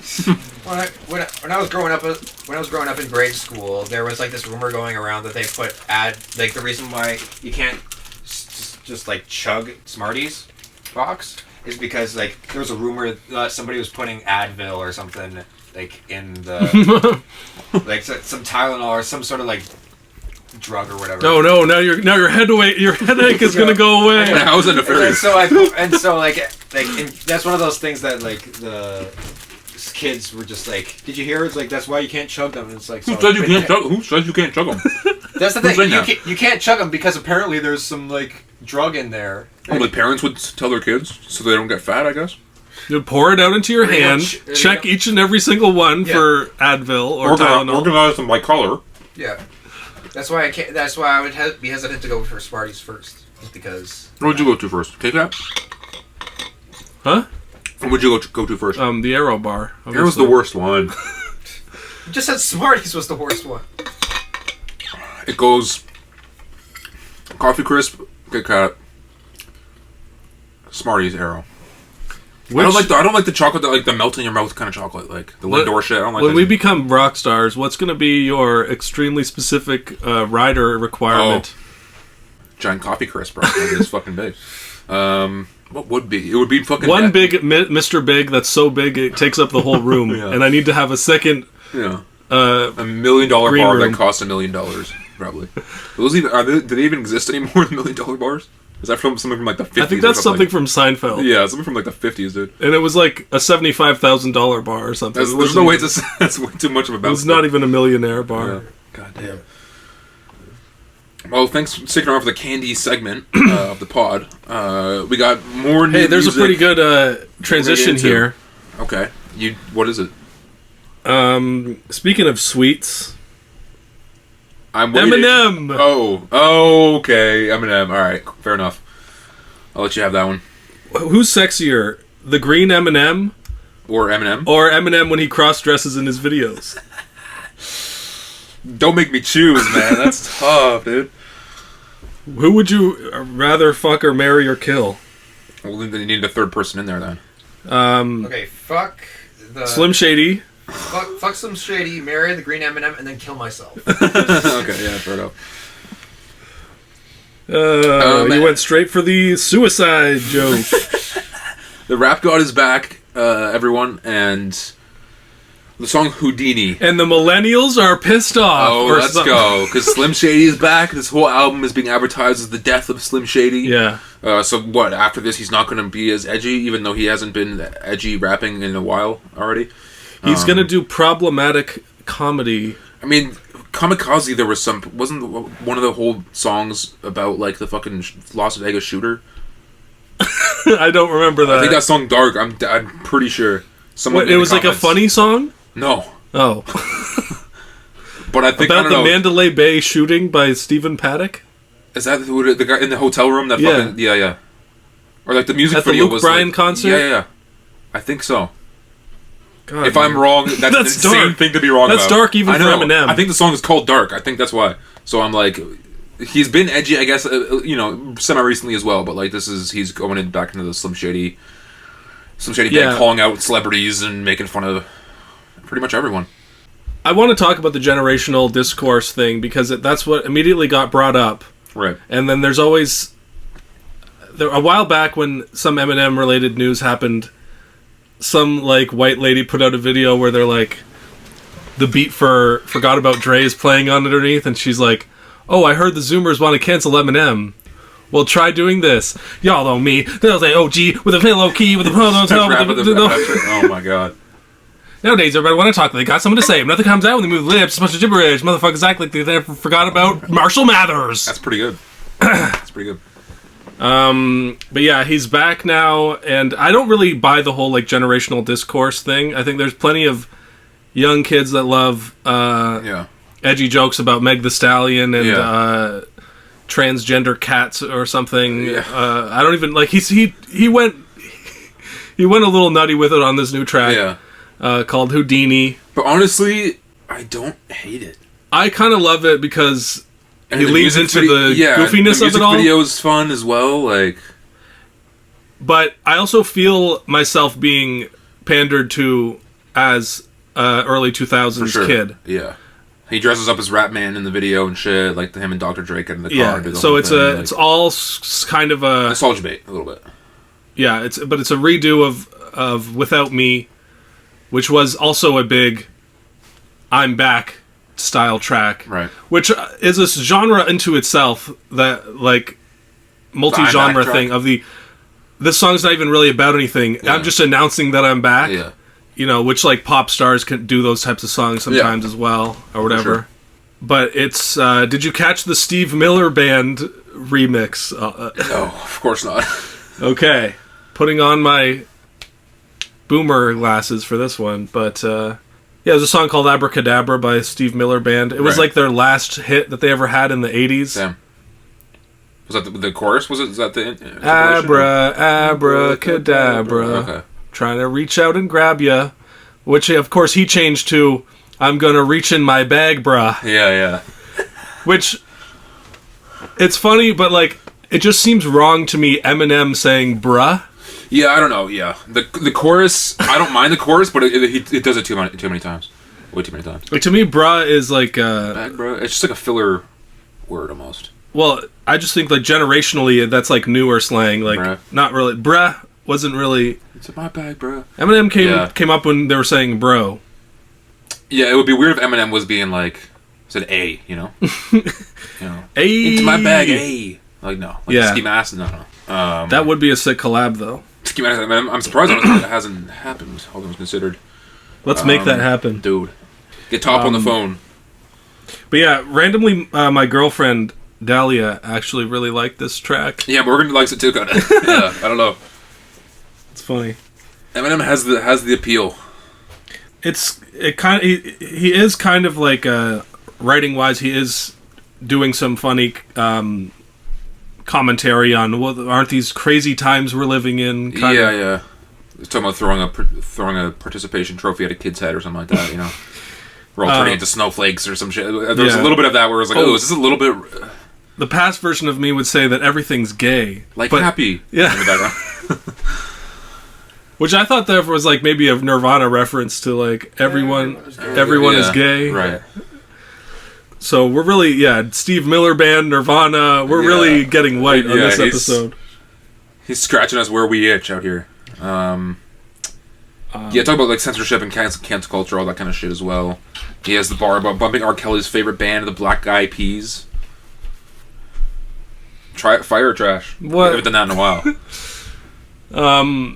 Black Guy Peas. Black Guy oh, because he peed on a girl. Right. But he also like raped a lot of them. But he's not gonna make that joke. Is that Slim Shady would have, bro? He's convicted for sex trafficking. Yeah, not for peeing. I'll give it a fire because jokes about celebrities and controversies and stuff, that's always been Eminem's bag. Yeah. I mean, who couldn't forget when he said, Jessica Alba, put her breasts in my mouth, bruh. The bruh, yeah. So he actually was saying bruh back in 2008, too. Yeah, okay. That was also an I'm Back song. How many times can he come back? I don't like. This has to be the last one. We Made You. That was another one. That was like he did the zany video with all kinds of getting into all kinds of costumes and making references to movies from 40 years ago. That's the thing. I haven't listened to much Eminem other than the first two albums, really. Yeah. I feel like I grew up on it a little bit more than you. For sure. You used to watch the music video channels, get all that shit. Yeah. I think you have to go into Eminem knowing what kind of a guy he is, and like comic book style stuff has always been like a part of his aesthetic. Yeah. And his zany lyrics and yeah, still I know enough of him to recognize that this song is a callback to a lot of other stuff that he's done in the past and shit, right? There were definitely some people up in arms about the Meg Thee Stallion joke. Yeah. Which I thought was a clever enough bar. Yeah, I don't think it's like a diss necessarily. It's just kind of a joke. Meg Thee Stallion, and she's like, wait, how does it go again? It's I got it right down here. It's if I asked for Megan Thee Stallion to collab with me, would I really have a shot at a feat? Shot at a feature, shot at the feat. But honestly, like, Megan Thee Stallion came out of that as the winner of that whole fucking Meg versus Tory shit. So, like, does she even feel a way about it? Has she said anything about it? Like, yeah, I think did her foot actually get shot? Like, yes, right, a little bit, like grazed or something like that. I mean, he went to jail for it, so they must have. Yeah, that's true. So if there's no like long-lasting repercussions from the shot, I feel like it's fair game to you can joke about it. It's Eminem, like. Yeah, but I don't really that's where this whole generational discourse thing comes up. Yeah. It's like, oh, is it okay to make a joke like this? Right. Or is it feeding into all the toxicity of the world and all that? And I think that the correct response is just to let people who like that have it. Exactly.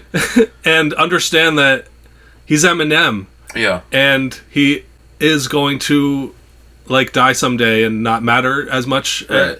So why don't you just hold your horses a little bit? Let the people that fuck with Eminem and fuck with you're not going to enjoy it, and then just because you're not going to get anything from like quote unquote trying to cancel him. Yeah, no, he's uncancelable almost. Like, he's said so much terrible shit in the past. It's like same with Tyler. Like, oh, now he's raping his own mother. Yeah. And you gave him the Rolling Stone cover. Yeah.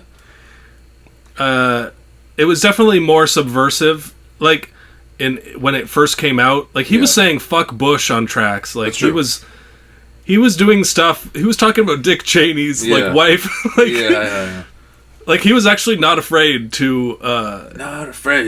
He was not afraid to make fun of an active president. Yeah. So, like, there was something when it first... In that George Bush era... that, like, where he was one of the bravest... He's on the right side of some shit, for sure, obviously. Like, yeah, and he was, like, abrasive enough of a guy to actually get down to the truth on some kind of issue.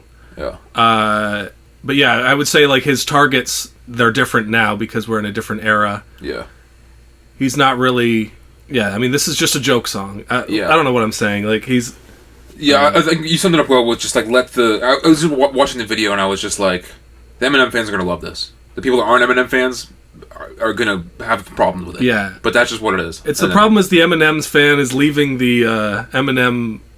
compound and being to talk about the song. No, you guys don't like good music anymore. Yeah. You know, what happened to this generation? We can't laugh at people getting shot anymore. It's going to be tough to convince, as an Eminem fan, to convince non-Eminem fans to fuck with this song. It's going to be even harder the other way around.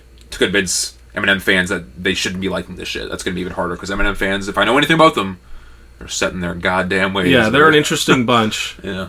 They're even worse than an MGK fans. Oh, yeah. If that's even possible. But I am excited for the new album. Yeah, we'll see what kind of problematic stuff he'll say there. Yeah. We'll talk about it. Speaking of MGK, he did drop a song called BMXing. I didn't actually listen to it. So, did you hear it? I heard it, and everyone in the comments was saying, yo, 2010, Kells is back. Do we want 2010 he's rapping Kells, again. Dude? It's fine. It didn't make an impact on me, really. I just saw MGK. I saw the single cover and I saw like a clip of the music video. I'm like, this is so 2010 pop shit. Like, yeah. Which I guess, if you're a fan of that, then by all means. He's kind of like on the song talking about more like where he came from. I remember when I was broke, and I remember BMXing with my pals or whatever. Like, it's I don't think it's really worthy of much hate. Yeah. Okay. Well, I'll listen to it, and I'm sure he's this is roll up for a new album. Let's stay with the white rappers for a second. Action Bronson, Nourish a Thug. New track. With the music video as well. Dr. Baklava, or whatever. That's his new thing, Doctor.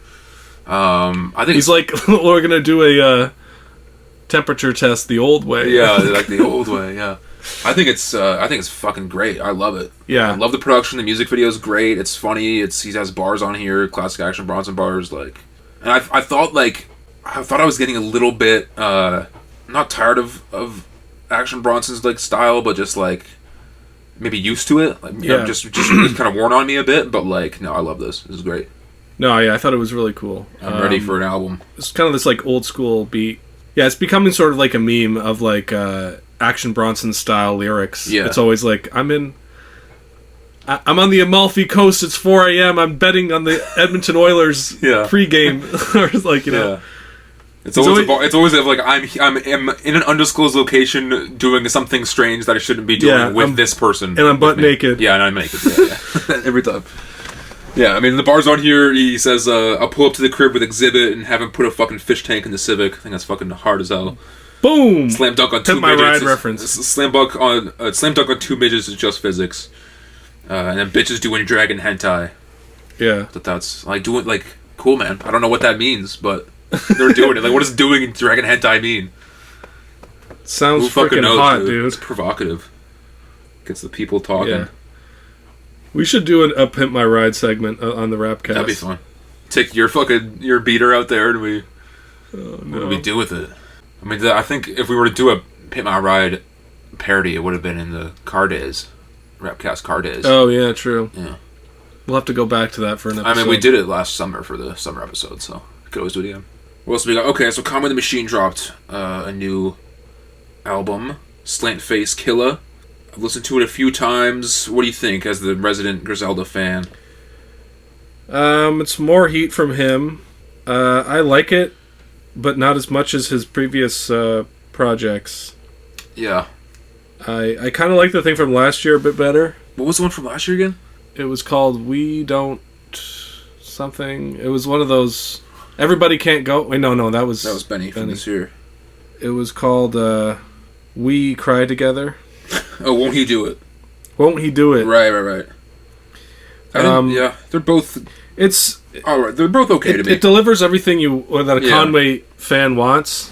A lot of grimy beats on it. Conductor comes through with some crazy ones. Some interesting features as well. There's a good Larry June song on it that I liked. Tech 9 song is interesting. Man got Tech 9. Yeah. 2024.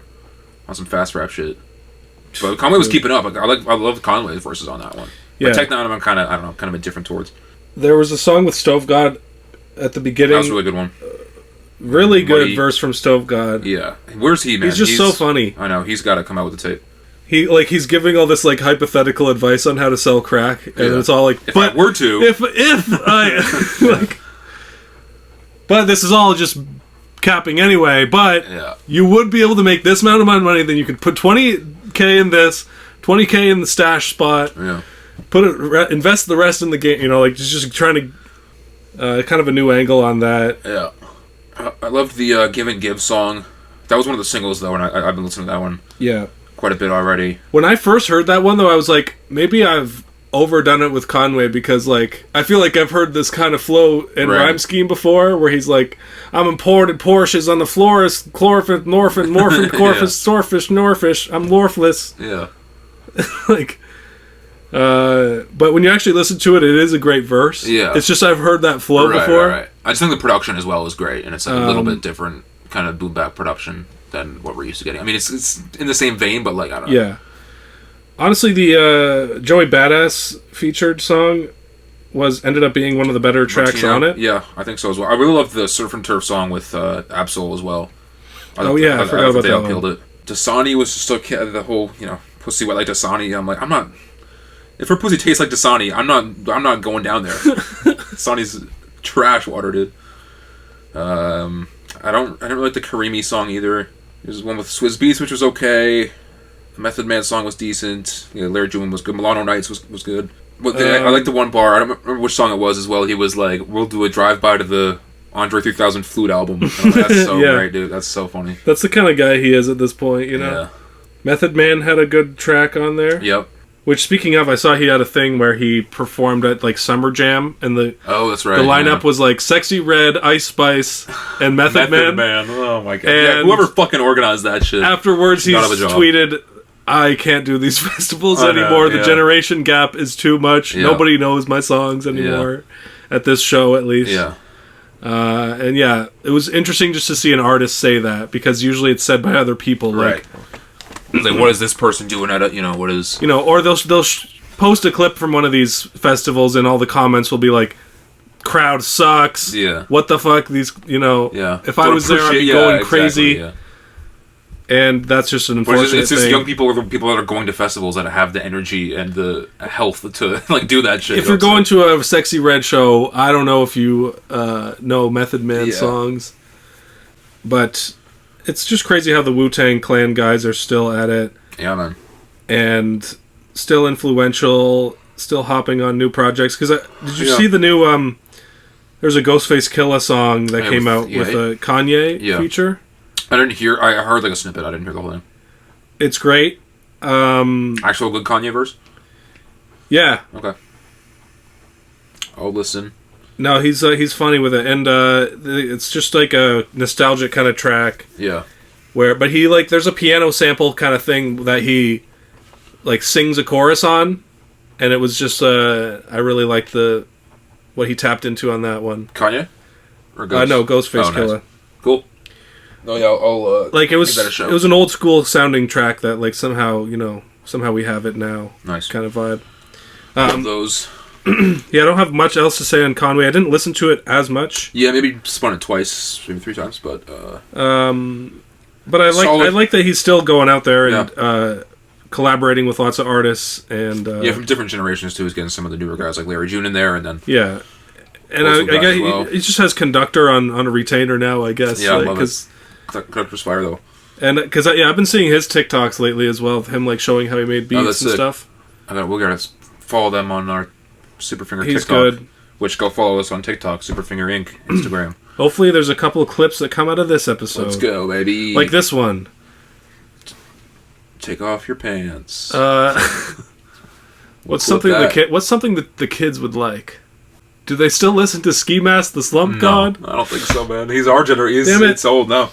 I mean, this one just dropped because we're filming this on Sunday. We both spun it last night at the exact same time, cities apart. That was funny. But it was fire. I really liked it. Yeah. I thought a 22-track Ski Mask album. I thought I wouldn't enjoy it just because that's a lot for Ski Mask, who's kind of a one-note guy almost. But I think it's cool. And he does some songs that switch up a little bit. I get a little more real. Slow it down a little bit. Yeah, I gave it a listen. Yeah. 11th Dimension is the name of it. There was another XXXTentacion snippet. Yeah, the interlude they put in there. Yeah. That I thought was kind of are we really still? But I mean, he wasn't his best friend, so I get that's that. I was listening to that. I'm like, this is in bad taste. But then at the end of the snippet, he was like, "Ski Mask, that's my best friend. Ski Mask, that's my best friend." And I'm like, okay, you know what? If you're Ski Mask, you can you can put it out. Only if you're Ski Mask. If you're anyone else, you should not be putting any music out there. He had a track called Him Jong-un that I thought was pretty funny. Yeah. No, he's funny, man. He got plenty of fucking one-liners on here. Mandalorian was a good track. Hulk. I just like his zaniness. Yeah. And I think he should be on the anime from Zach Fox and that'd be crazy. Gilga. Yeah. That'd be dope. The Juice WRLD song was good too. His next album should be a soundtrack to the new Mario sequel that comes out. And Ski Mask X fucking Nintendo. He's kind of the Nintendo of the rap game, if you think about it. Too dark though. Yeah, I know. It'd have to be adult. Yeah. They should have Nintendo After Dark, They should. Princess Peach full nudity. that's only you want that. All right. We're not going to clip this part. Well, that was one in our first because me and Morgan were watching some of our privated first early videos a few weeks ago. Oh, and in Slap Wars, you were in the bathroom and you were like, "Man, Princess Peach is hot." Man's in the bathroom taking a shit, looking at the fucking Nintendo Power magazine, getting a half chub off fucking Princess Peach, dude. All right, everyone listening at home, raise your glass if you spanked it to a Nintendo Power magazine. Okay. I'm just taking a sip of water. I'm not actually raising a glass. This isn't me accepting this. That's like our generation's Sears catalog, if you think about it. It's true. Let's talk about nice tats, by the way. The rapper. Thank you. Chance is back with 2 new songs. Rollout is officially happening now. Buried Alive and Together are the name of them. I preferred to. I don't really remember Buried Alive all that much, honestly. He's talking about how because he got divorced as well. I don't think we even talked about that. Yeah.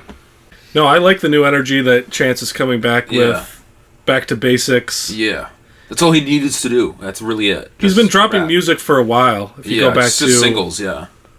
But this is all for the Starline Gallery tape that he's dropping. It was supposed to drop earlier this year, but It'll come this year at some point, I'm sure. The first track, Buried Alive, was a lot of like, thing being like people asking, where's my wife at? Where's my manager? Where's my, people like trying to kind of coming at the haters and being like, nah, I'm coming, almost a statement piece of like, I'm coming back kind of track like we talked about before. And the song Together I really liked, which is about like, keeping the family together, keeping like a house in the family so that everyone has a place to like go to as like a congregation. And just, him talking about like the crazy aunt that wants to fucking pull out a gun if the teacher fails him, the one aunt that wants to tutor him instead, like the one, it's just like the one uncle that comes up from the basement sometimes but is just not really kind of a hermit, like getting into it reminds me of like the Family Business or the Family Matters song or whatever the fuck he paints vivid pictures of like his upbringing and sort of feels like an episode of the Bernie Mac show kind of like wholesome like memories and like lessons and moments and stuff like that. That's where I think he's in his Chance has always done that really well in his bag. That's what was great about certain tracks off Acid Rap as well. And like 10 Day, like the nostalgia song and that kind of shit too. But I think he doesn't need to like dwell too much on like all the hate I was getting for the Big Day was all bullshit. Just talk your shit, like but he does kind of have to be like, I was this and now I'm that, like in a lot of these tracks in order to kind of, because people want to know. Like what happened. But that's because people were being like, there was a whole thing about how his manager told him not to drop the thing because it wasn't ready, not to drop the Big Day. And then he did it anyway, so that's the whole like manager bar comes into play. So it's like he's touching on it, but it's just like, I don't think anyone should expect him to go into full details about what happened because like he probably just wants to forget about it and move on and just like get into the new music and go on tour. Probably hasn't fucking toured in ages, so I'm thinking he should do a Hot Shower redo. Redo that one? Who you going to get on the remix? Cash Cobain and Tia Corean, I think. J. Cole? Oh, no. Get J. Cole far away from that shit, bro. Would have dropped a sick verse to Hot Shower. Hot Shower, yeah. I think the original version had, like, Smino on it. Really? That's sick, actually. Smino's killing it. Have you seen his new song? Great, love it.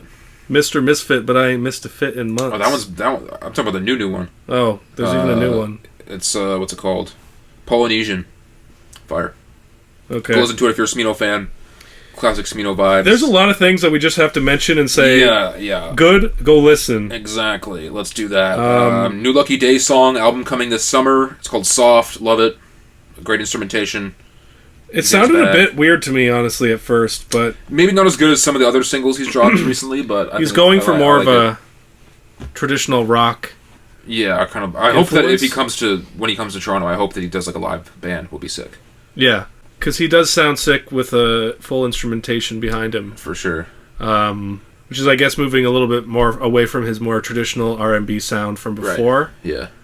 But I feel like with Lucky Daye, like I haven't even really listened to like the classic great stuff. I only became a fan after Candy Drip. I feel like Painted is my favorite album. That's I still need to go back. Yeah. Well, if we go see them, then... And it's the same thing with Sir, though. I have to kind of go back. I also haven't gone back. I've only listened to the two Sir projects. So we got some album got some assignments studying to do, for sure.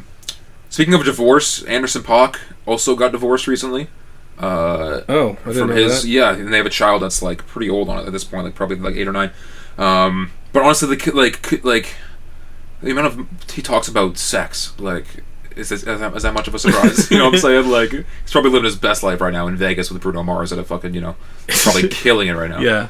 Yeah. Silk Sonic Summer. Oh, yeah. What's Bruno Mars' relationship status? I don't know. I feel like he's got to be single, right? Kind of guy like that? I don't know. Why would he tie himself down? He probably has, like, 8 kids. He might have. Yeah. It's either he's single or he has 8 kids. Yeah. One of the two. But Anderson .Paak and Knowledge, their group No Worries, they dropped a tape in like 2015 or something like that. They're coming out with an album next week. We've got a few singles from them for the past little bit, the newest one being the one with Snoop Dogg. I really loved it. I'm a little bit upset we didn't get a Snoop Dogg verse. It was just him at the end talking shit, but what can you do? It was a cool kind of... It was a bit more backgroundy, though. Like, I liked the other tracks that No Worries put out. Right, let me find those ones. Where I Go with Her. Yeah, that one dropped, I think last year even. But yeah, that one's really good. 86 Centra is good as well. Yeah, they're all good so Daydreaming. far. And this album is looking stacked. I mean, there's a Thundercat feature on here. There is a Charlie Wilson feature, an Earl Sweatshirt feature. Rose Sweatshirt, Anderson .Paak. That's gonna be. I'm really excited for that. It's like the 3 Degrees of Rap game to come to life. Very excited. And then a Dave Chappelle thing. So, say what you will about Dave Chappelle, but he'll be on the tape. So, just letting everyone know. Fair warning. Yeah. No, that should be good. New Post Malone Morgan Wallen track. Dude. Tearing up the charts. I don't like it. Yeah, I mean... It's not my style of music. It's just more... It's just, doubling down on the fact that Post Malone said that he doesn't like hip-hop and he kind of just used it to pop off. And now his number one homies are Taylor Swift and Morgan Wallen. I know. Like, fuck off, dude. I'm kind of done with Posty. Yeah, man. That Taylor Swift is... She's a... I don't want to say anything. I don't want to get killed or anything. You're gonna... Yeah. But... I think she's been doing evil shit lately. Oh, okay. I mean, well, with her private jet, that's like a fact. Yeah, and then even just putting out a song called Fortnite with Post Malone, I listened to it. It didn't offend me nearly as much as I thought, but just the mere idea of it. Yeah. And now apparently she dropped her she tried to ruin Billie Eilish's release by putting out a bunch of B-sides and shit. Yeah. So her evil fans will. Try to stamp out some other artists because they only care about one person. I just think it's... And the unfortunate thing is the whole internet makes money off of the Swifties. Right. Either by hating on them or by supporting them. Mm-hmm. But they need to be stopped. It's like I was saying before, about how you need a level head as a fan, no matter what. Yeah. Like, if something came out against Taylor Swift, if she was, stomping babies or something... her fans would still somehow find a way to you know what I'm saying, just because they're so hardcore. There needs to be somebody to do a diss track against a female pop star. Do with Taylor Swift, Camila Cabello, maybe. That'd be crazy. No, it should be Billie Eilish. No one would be big enough to for it to really who would be a Kendrick Drake type event. Right. But if somebody could tear her down, that would be really nice. Yeah. We're all about tearing down women here on the Rapcast. No, but it's too much. It's been too long. The whole NFL season was about her. I don't like the whole trying to ruin other artists' number one week or whatever, because Taylor Swift got the number one already. Why do you need to? I just don't understand that who gives mentality at all. Yeah, do you get more money? I don't she has enough money to fucking destroy countries probably, dude. She doesn't need the money. What's it for? I don't know, something fishy going on in the music industry, but I know it's basically on site for us now that we said that. Oh yeah, for sure. Shut up, Chance. Fucking. That's my new drop. I was in a dark space. New Denzel Curry album coming soon as well. The feature looks insane. The first taste of it is a new track called Hot One with Denzel Curry, Tia Corinne, and Ferg. No longer ASAP Ferg. Officially took the ASAP out of his name. Whoa. Which is pretty big. But I mean, ASAP... It still says ASAP Ferg on my Spotify. He dropped a freestyle and then it was just on his YouTube, I think, is Ferg. So I think he's trying to... But what about Fergie? What does she have to say about this? She's in a gutter somewhere, man. I don't know what... Oh, man. What has she done, dude? I don't know. Let me see if there's new Denzel on Curry Spotify, song. It still says ASAP Ferg. On his... oh, yeah, I guess on the song it says... I don't know, someone said it was going by Ferg only. I don't know. Anyway, we'll see what happens there. But, yeah, I think Rocky's also supposed to be on the new Denzel tape and just a bunch of... Yeah, it's supposed to be crazy. Ski Mask.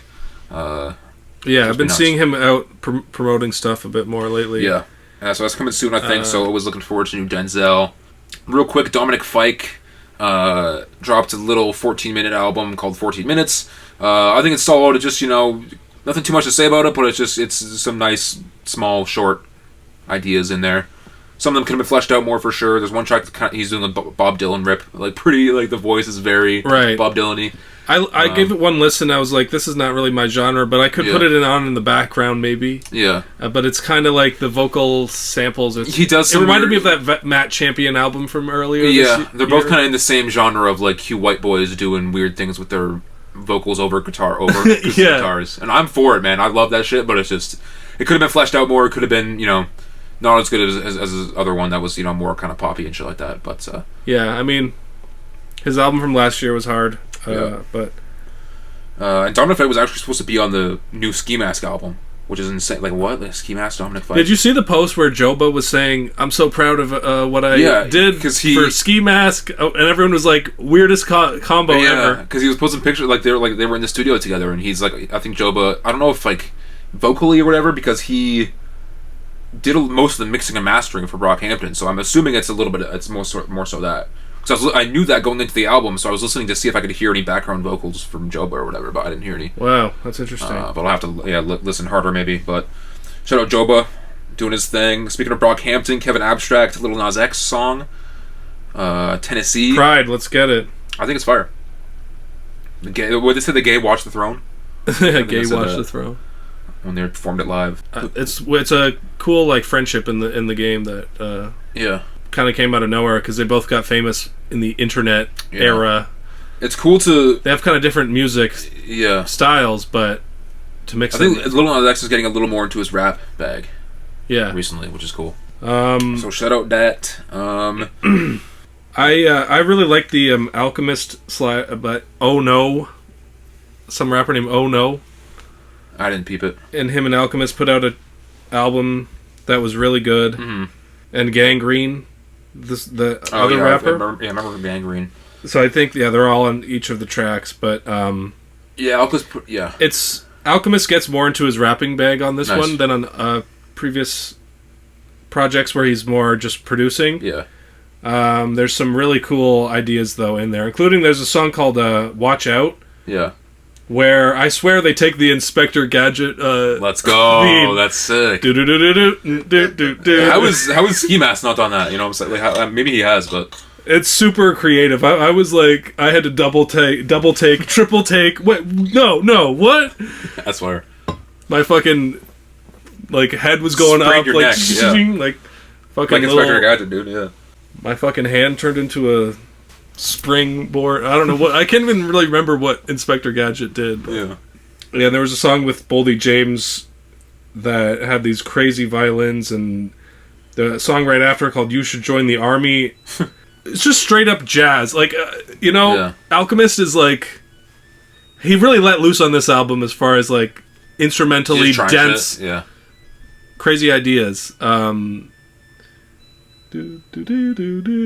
we going to war, dude? Is that the fucking sign? Is that the call? But yeah, I was gonna send some of the songs to Josh because I know he likes jazz. So I'm gonna do it instead. I'm just gonna do it after. Cool. Okay, cool. I want to shout out this one album I've been bumping quite a bit by these guys, AG Club.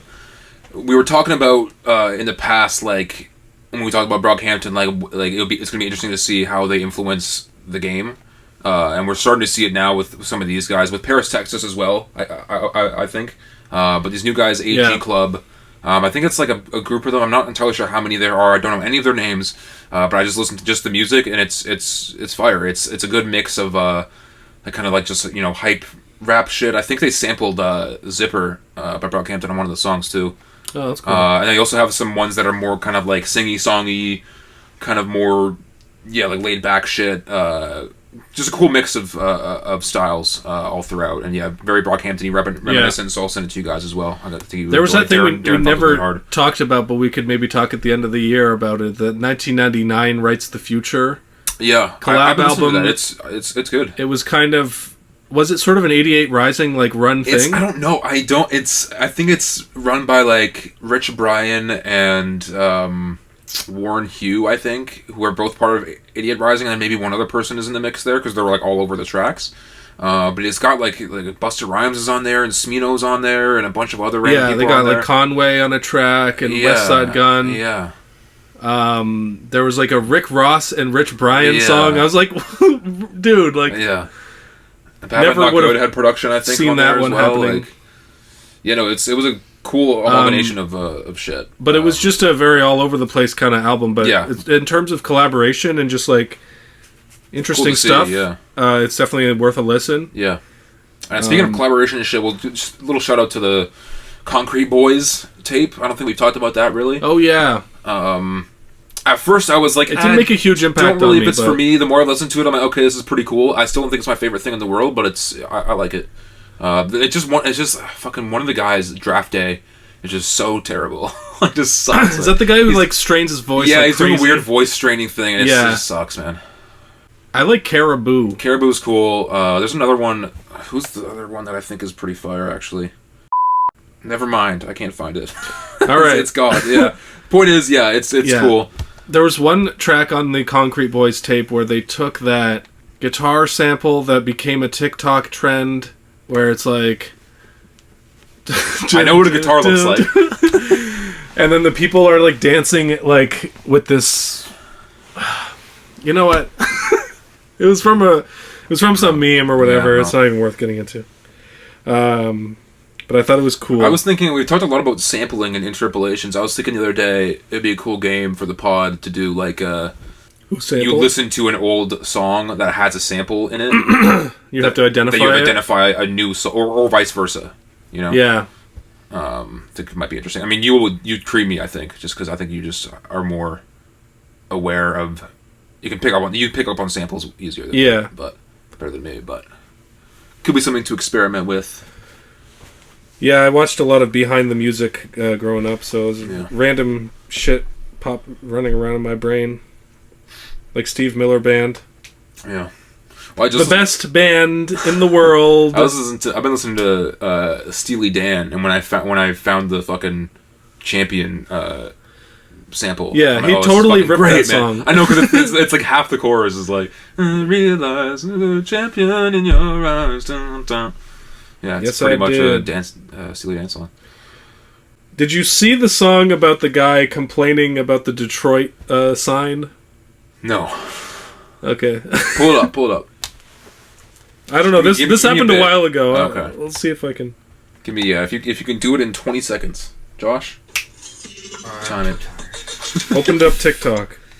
Oh no. The pressure's on. Detroit sign diss. One thing I'ma do, I'ma state the facts. Take the sign every water, you can take it back. Now here we go, thinking we about to get some shit. Oh, I did hear about this though. It's a sign off fucking wish. Now I was looking at this shit, I was like, dang, you probably not gonna see this shit when you on the plane. All I wanna know how much we paid for this. How much? Real talk, man, shit, I could've made this shit. I thought our sign was gonna look like Hollywood. No, that's probably why they put this bitch right by the hood. Thought we was about to get some shit, they really just hold us. Then gave us a sign in Times New Roman. They put the green in the shit, they thought it was cool. Man, this some shit you would see up in front of the school. But goddamn, man, we should've got the other kind. Man, the city about to put in on another sign. That's far. Good for him. I love this trend. I want more songs about complaining about public infrastructure funds being wasted on stupid art displays that are just like bad. You know, we got to do that. We like every night. One thing about in Hamilton, you notice there's a lot of murals, and sometimes you drive by and you're like, "This is the wackest mural I've ever seen." They could have put a fucking affordable housing there, but they just painted over this old abandoned factory with this ugly ass design. And that's what we got. We got to go. Public money went towards that. Let's go out there and let's do a music video in front of that. Yeah, that's a good idea. Yeah. Except I don't know if it would come off the same. Like I'm not. I don't really care about. I mean, I don't know. I guess I do live in Hamilton. Right now. I actually live off the grid. You can't find me. I'll tell you his address, but I'm not gonna. Yep. Anything else to talk about before we... I'm fucking wiped, dude. Masturbate each other.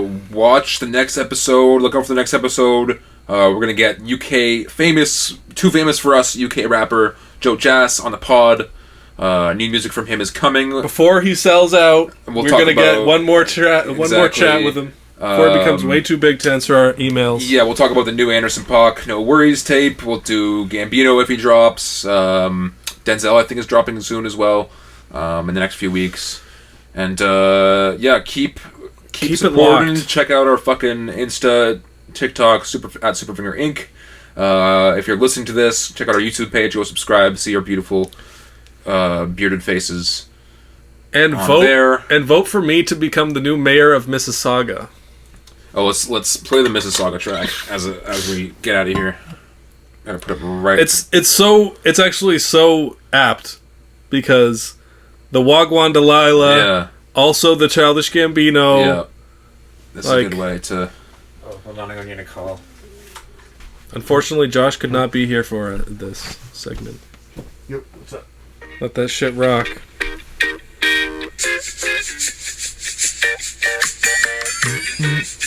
Rapcast 67. We out here all summertime. We outside. Just go to TikTok for clips. She want to go to Mississauga. I haven't heard this in a long time. That's good.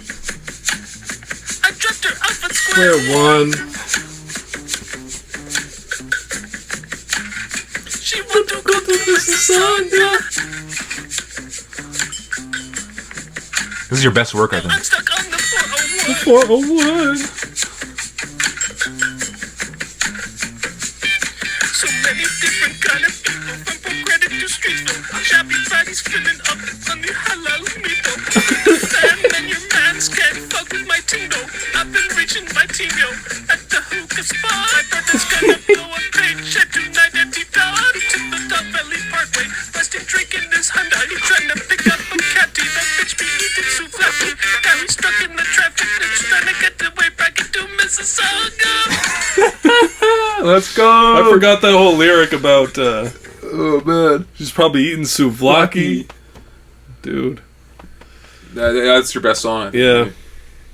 Look at that. Oh, please don't call the cops on streaming as well.